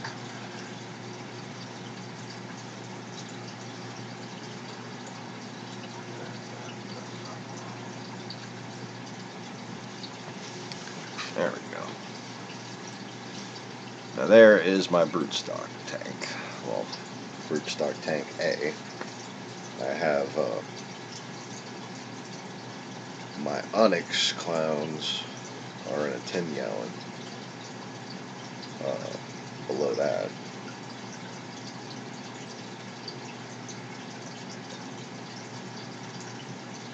But if you see these wavy green plants here, like that, all the way dark there. That is Callirpa mexicana. That can be found in the Gulf of Mexico. That is a indigenous coastal plant here.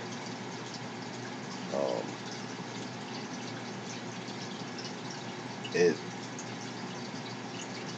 doesn't grow in the right areas and needs to be manually transported to those areas. The reason being is because that's generally a tropical saltwater plant. That's pretty much what I do to clean my water. I have a protein skimmer and I have those plants. That is my filter right there. Those plants are my filter. That's all you really want to do in salt water is have your protein skimmer removing the fish waste as it breaks down, and then what does break down turns into eventually nitrate and nitrate, nitrite and nitrate, and those are absorbed by plants as fertilizer.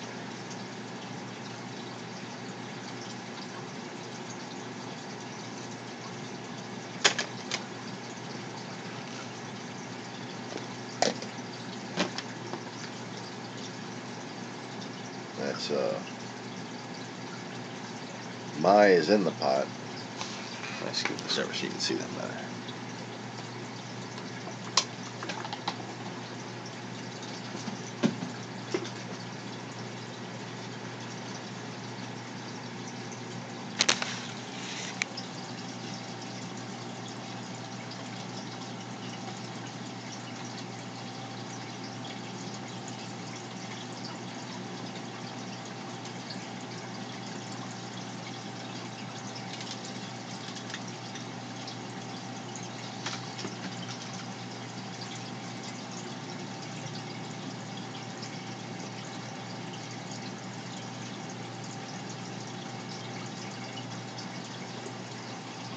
There we go. That's good enough. My is the gigantic clownfish inside the pot in the middle. And that is Bubbles, the true percula. Zoom is... he's got eggs on the pot. They're still laying eggs. Bubbles and Zoom, they still lay eggs every week or so. I just don't harvest them anymore.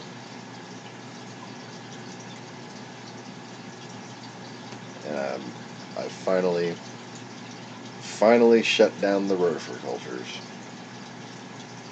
I'm satisfied that I can sustain those damn things for as long as I need to. I don't have any bacteria problems with my technique. I'm going to be very, very productive when it comes to feeding.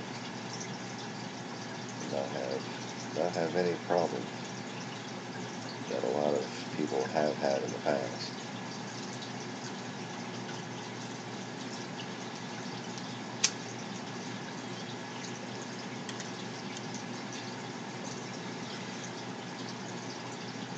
And what, that's $10 a fucking unit?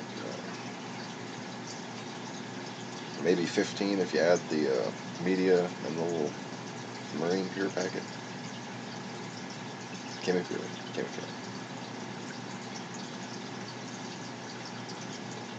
$5 bucket. $2 filter. Maybe $3 in media.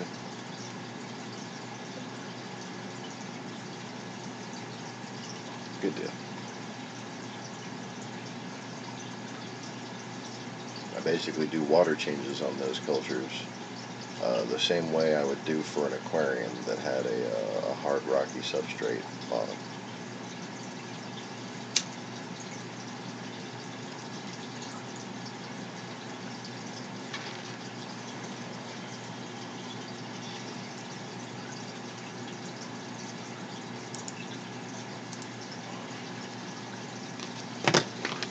My, come out of your pot.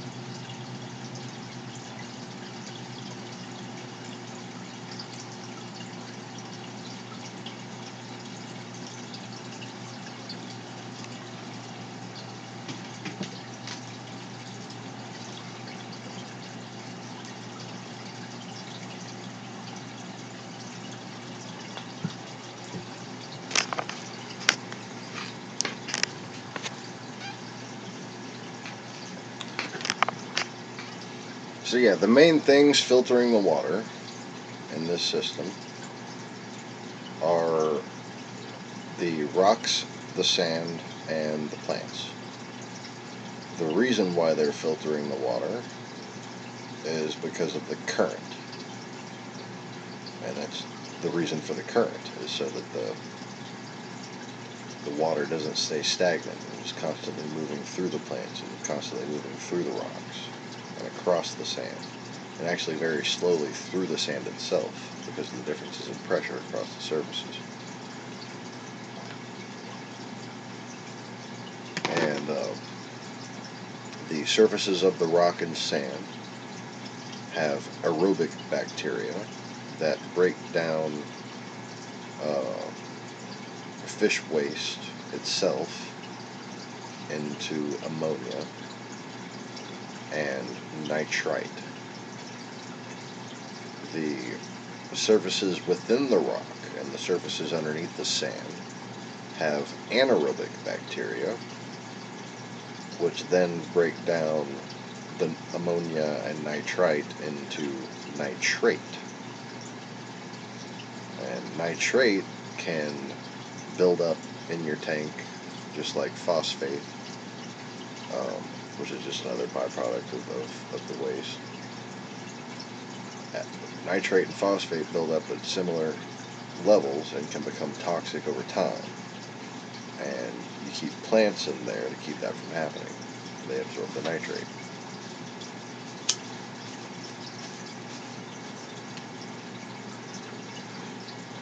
Now you can get old tank syndrome, which I battle from having too many small cluttered systems. From basically having what's called nutrient sinks, which are areas of sand or areas behind rocks that don't get stirred up, that don't get enough current to them. And what you'll have is an ecological balance where you need to have enough plant matter to cover the nitrate output of all of those nitrate sinks, all of those little stagnant areas. And those are just basically places where fish poo festers and rots. It just gets stuck there because there's no current, you know. That's where the fish poo just happens to settle. And that's where the bacteria that likes the fish poo eats and produces its toxins.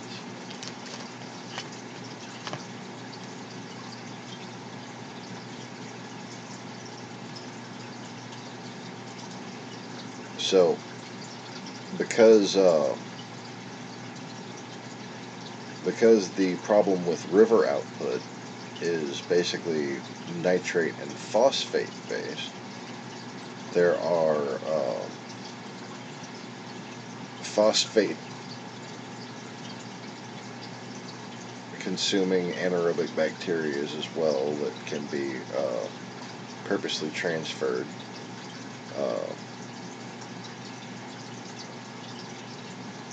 There's some marine hobby companies that are currently using it, and even including it in fish food to help with your phosphate problems while your fish eat.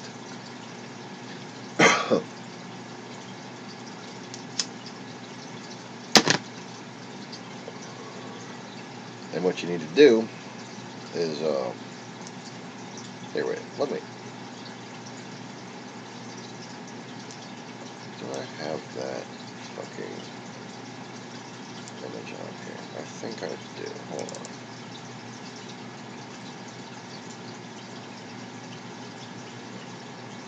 I think I Bluetoothed it to myself. Yes, I did.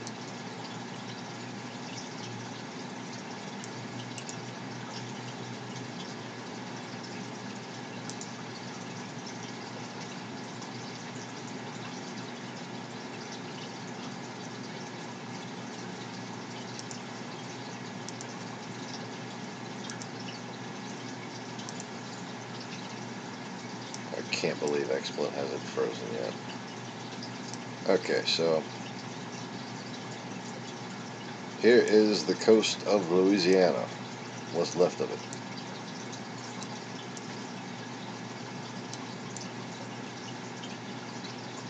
Now,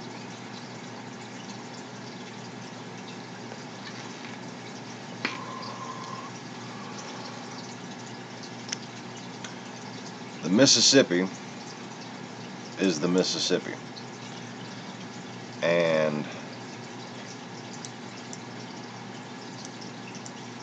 it lets out really far out into the water, and just because of the frame of the picture, I can't use it as an example, but just for the record, relative to the Atchafalaya, which I believe is this river right here, and if you follow this river, you can find where my family is from. This is the old pirate river right here. This is where Jean Lafitte hung out. Alright? You come over here. Let's zoom in.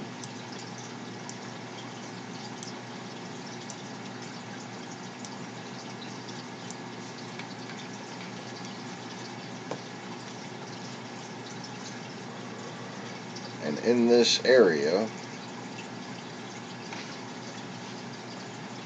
zoom in even more. And yeah, the picture's fuzzy, but you know what you're looking at. You're looking at the mouth of a river. Okay? You see it's got a little marsh right there, looks like. But the main flow of the river comes down out through here.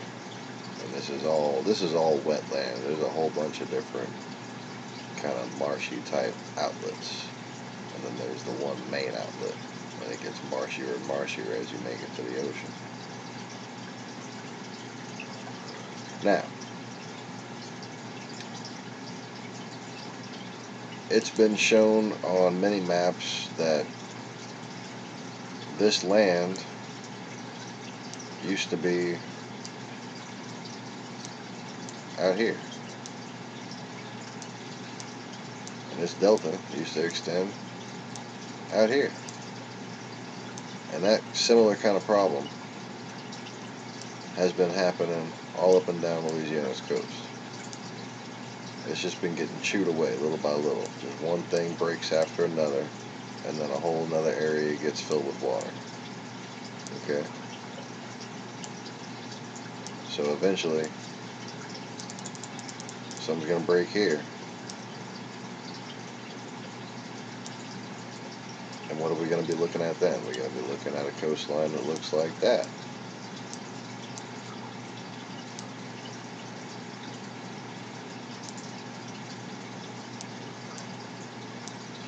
that's going to be gone. You know?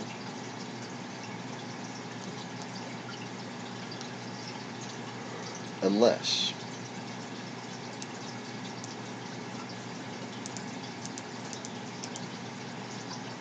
first off, and this is a means to an end. Okay. The problem is you need mangrove trees. But in order for mangrove trees to grow, you need to keep the fucking algae off the fucking roots. Okay? And when you've got a river that's dumping phosphate and nitrate straight into the fucking ocean, keeping algae off of mangrove roots is going to be a problem. You got clean water, you've got dirty water. You mix it together, what do you get? Dirty fucking water. Okay? That's the way this really old, creepy, piercing guy in New Orleans fucking said that the reason why his shop was clean. Something about mixing clean and dirty water makes dirty fucking water, and then he just laughed and everybody was quiet for a while. And then he pierced your lesbian friend's ear and you all got drunk. Okay, anyway. That happened for me a few times. So, what do you do about this? Is there anything that humans can do to fix their fuck up and not destroy their own environment? You know, killing themselves. Easy. Just treat this like this.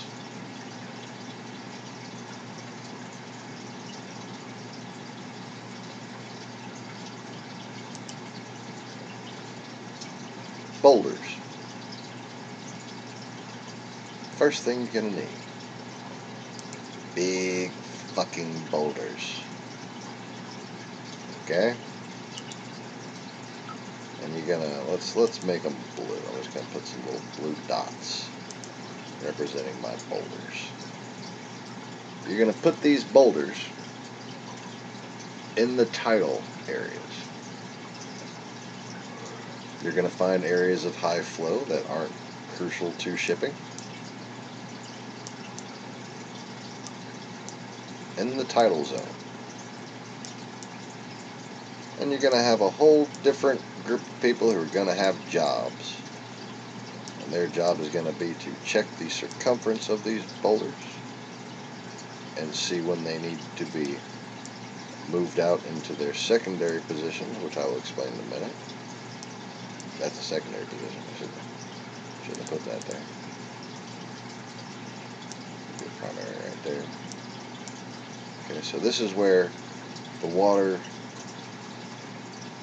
maybe not these up here, but these down here and these right here, this is where the water becomes brackish depending on how high the tide is. Okay? And you can find all kinds of little side tributaries in these marshlands that connect, and you can put a different little rack of boulders in each one, and what you're working at is on the scale of parts per million, just like you're working out in your fish tank. Okay? I don't need a fish tank full of live rock. I don't need a fish tank full of sand to keep the algae off them plants right there. I need current. We got current. Got loads of fucking current. And then we simply need to keep the nitrates and phosphates at a level that the amount of light, which is going to be greater than in this tank, because, you know, sunlight, isn't going to cause algae to grow on mangrove roots. So now, after this, then you have your second layer of protection.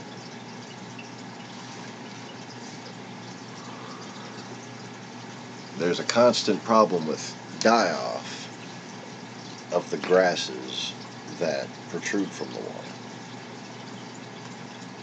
But if we were to take some pre-adapted Callirpa mexicana and put it, and there's a very specific reason for this, put it after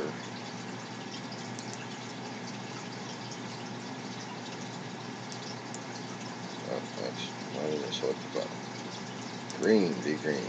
Okay. You plant these after each series of boulders. Okay? The reason why being because these boulders are going to be made of limestone. They're not simply biological areas for anaerobic bacteria to consume phosphates. They're also designed to raise the calcium and alkalinity of the water. They're going to be comprised of calcium carbonate and magnesium. They're going to be, you know, what most of the world is made of. Coral. We're going to use coral that died long, long, long ago to save the coral that we're killing now.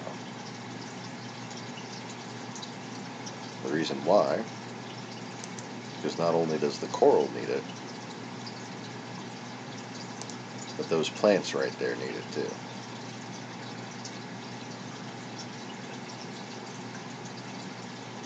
See, those plants right there are already nicely adapted to a low calcium environment.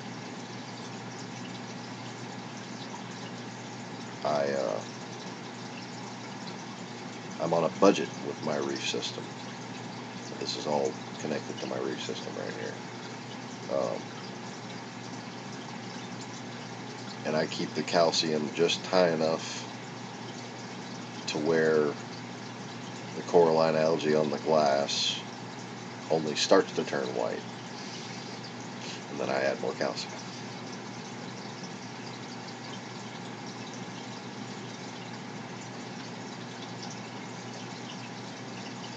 And as you can see, those stems, those leaves, they're curled. That's a sign of calcium deficiency. And if I had any less calcium, I'd have problems with leaf rot, as well as just algae and cyanobacteria would be able to grow on those leaves because they'd just be less healthy. So, why brackish water areas? Why tidal zones instead of out to sea after the water mixes? Because lower pH dissolves slowly calcium carbonate. So the more brackish the water, the lower the pH, the more that calcium carbonate boulder will dissipate. And that's why you have those guys out there measuring the boulders, so that other guys can come out there and replace them when needed. And then, when you're done with the boulders, that's where it gets interesting. Because then they just become rubble rock. And you're going to have a good use for rubble rock.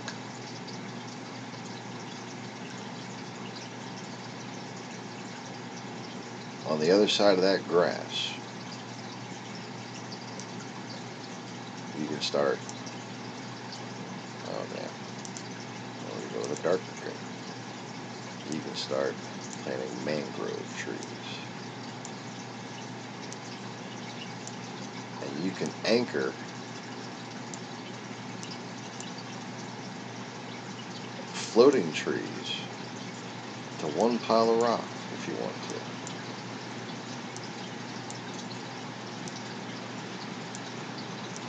to. And over time, those trees are going to grow out. And they might even connect.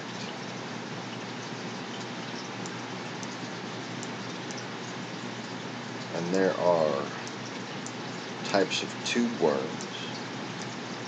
that absorb calcium that grow specifically under mangrove trees. And they create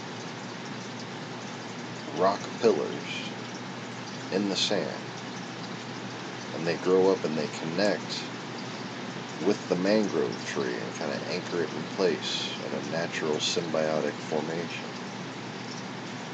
You can get a bunch of those worms. Adapt them to that environment if you can. And let these mangrove islands surround our marshes. Now you have coastal protection and waste processing in one easy to sustain and a relatively easy to sustain approach. All you need to do is supply boulders of calcium carbonate, something that we can mine quite efficiently.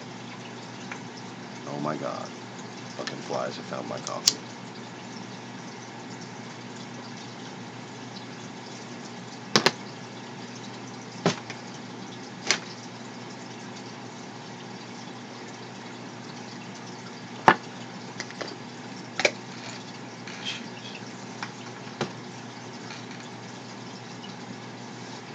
Anyways,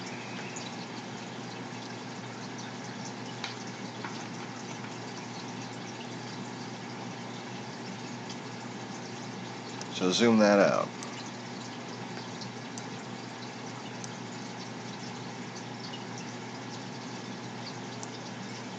This will work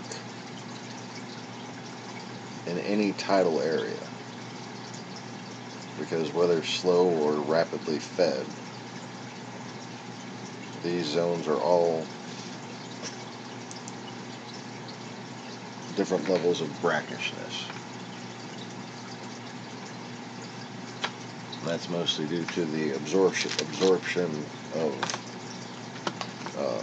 rainwater by grasslands as it flows out towards the sea, whether it's through small streams or man-made drainage, or simply farmland irrigation.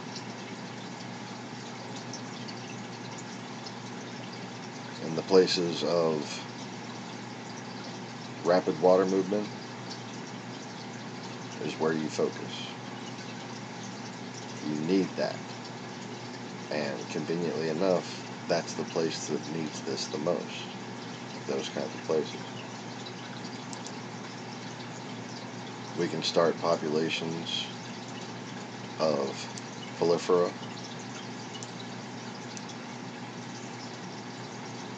across widened areas simply by providing boulders on the edges of all coastal islands and tidal inlets.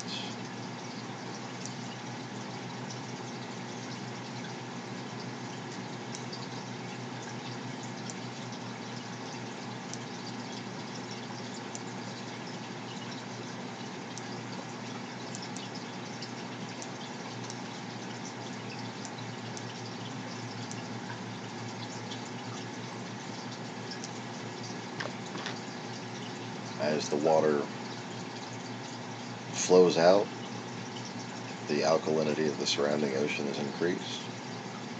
As it flows back in, the calcium needs of the caulerpa is replenished. And what you'll wind up with over time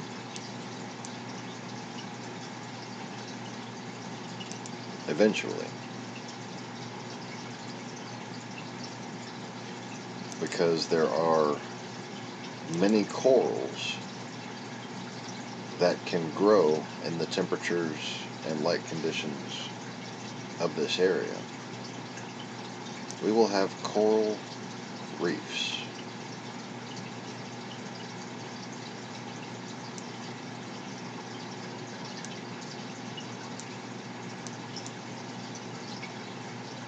On the Gulf Coast of Mexico, of the United States.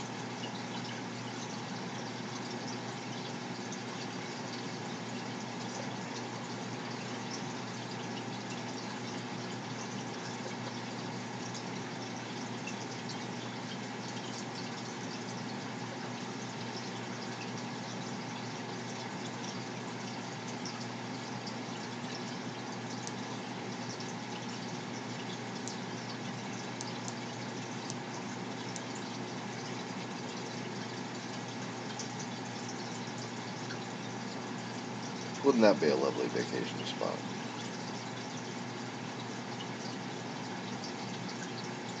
New Orleans. Tropical paradise.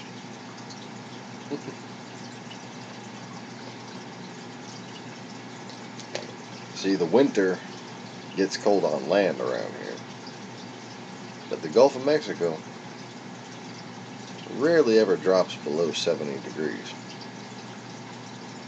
And there are plenty of corals. If you have the right alkalinity, if you reduce the nitrates and phosphates, there are plenty of corals that can reside in such an area. Now, how good would that be for the Louisiana fishing industry?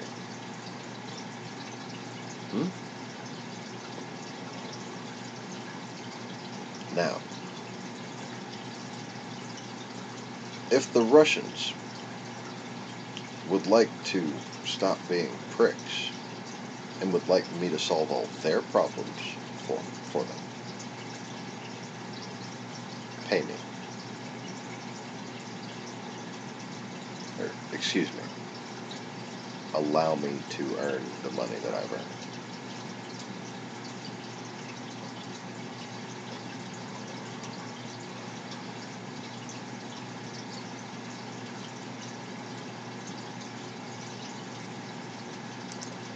So anyways, fun stuff there. I'm going to, I guess I could save that image.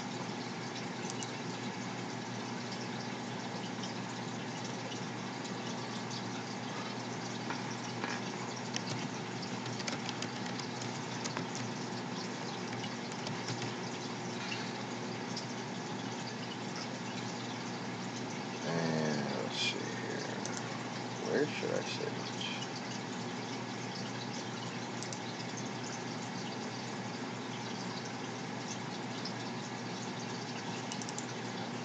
Okay.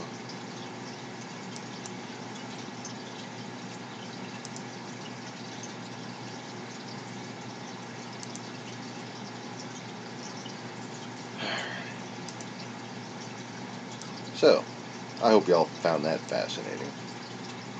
I'm just being completely fucking random today. Ooh, look, 2.5 hours in.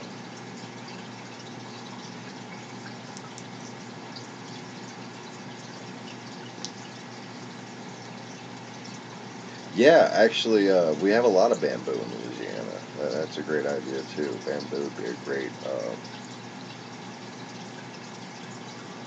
great thing to have on the other sides of the marshes. And there are a lot of areas where we do that, but I don't know if it's being done intentionally or whether that's just how it grows out here.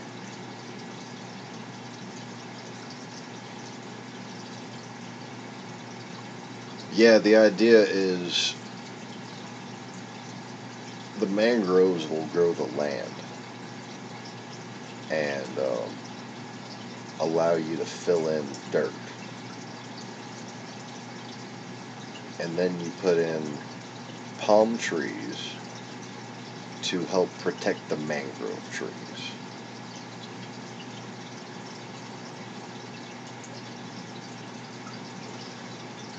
See, what happens when a hurricane comes through is the trees that are brittle are going to get snapped. But if you can layer in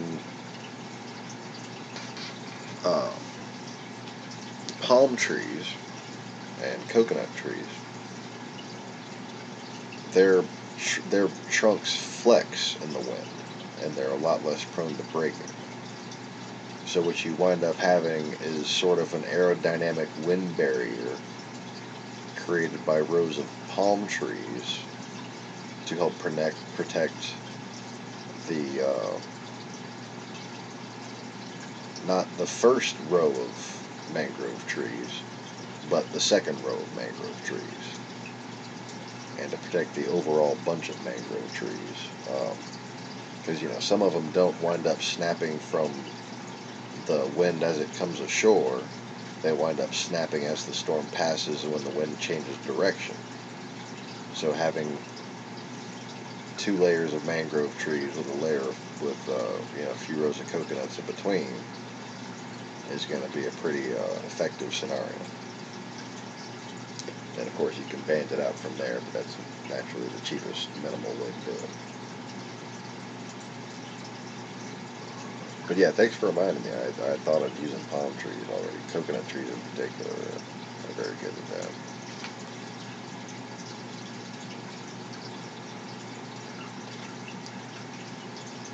But anyways,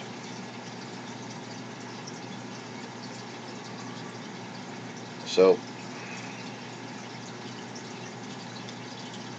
let me go ahead and check my local news here for you. See if we have any further developments.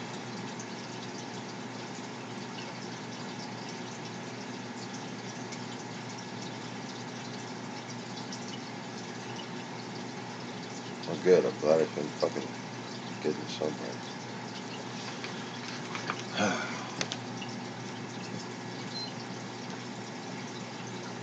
And the PlayStation has frozen. So much for news.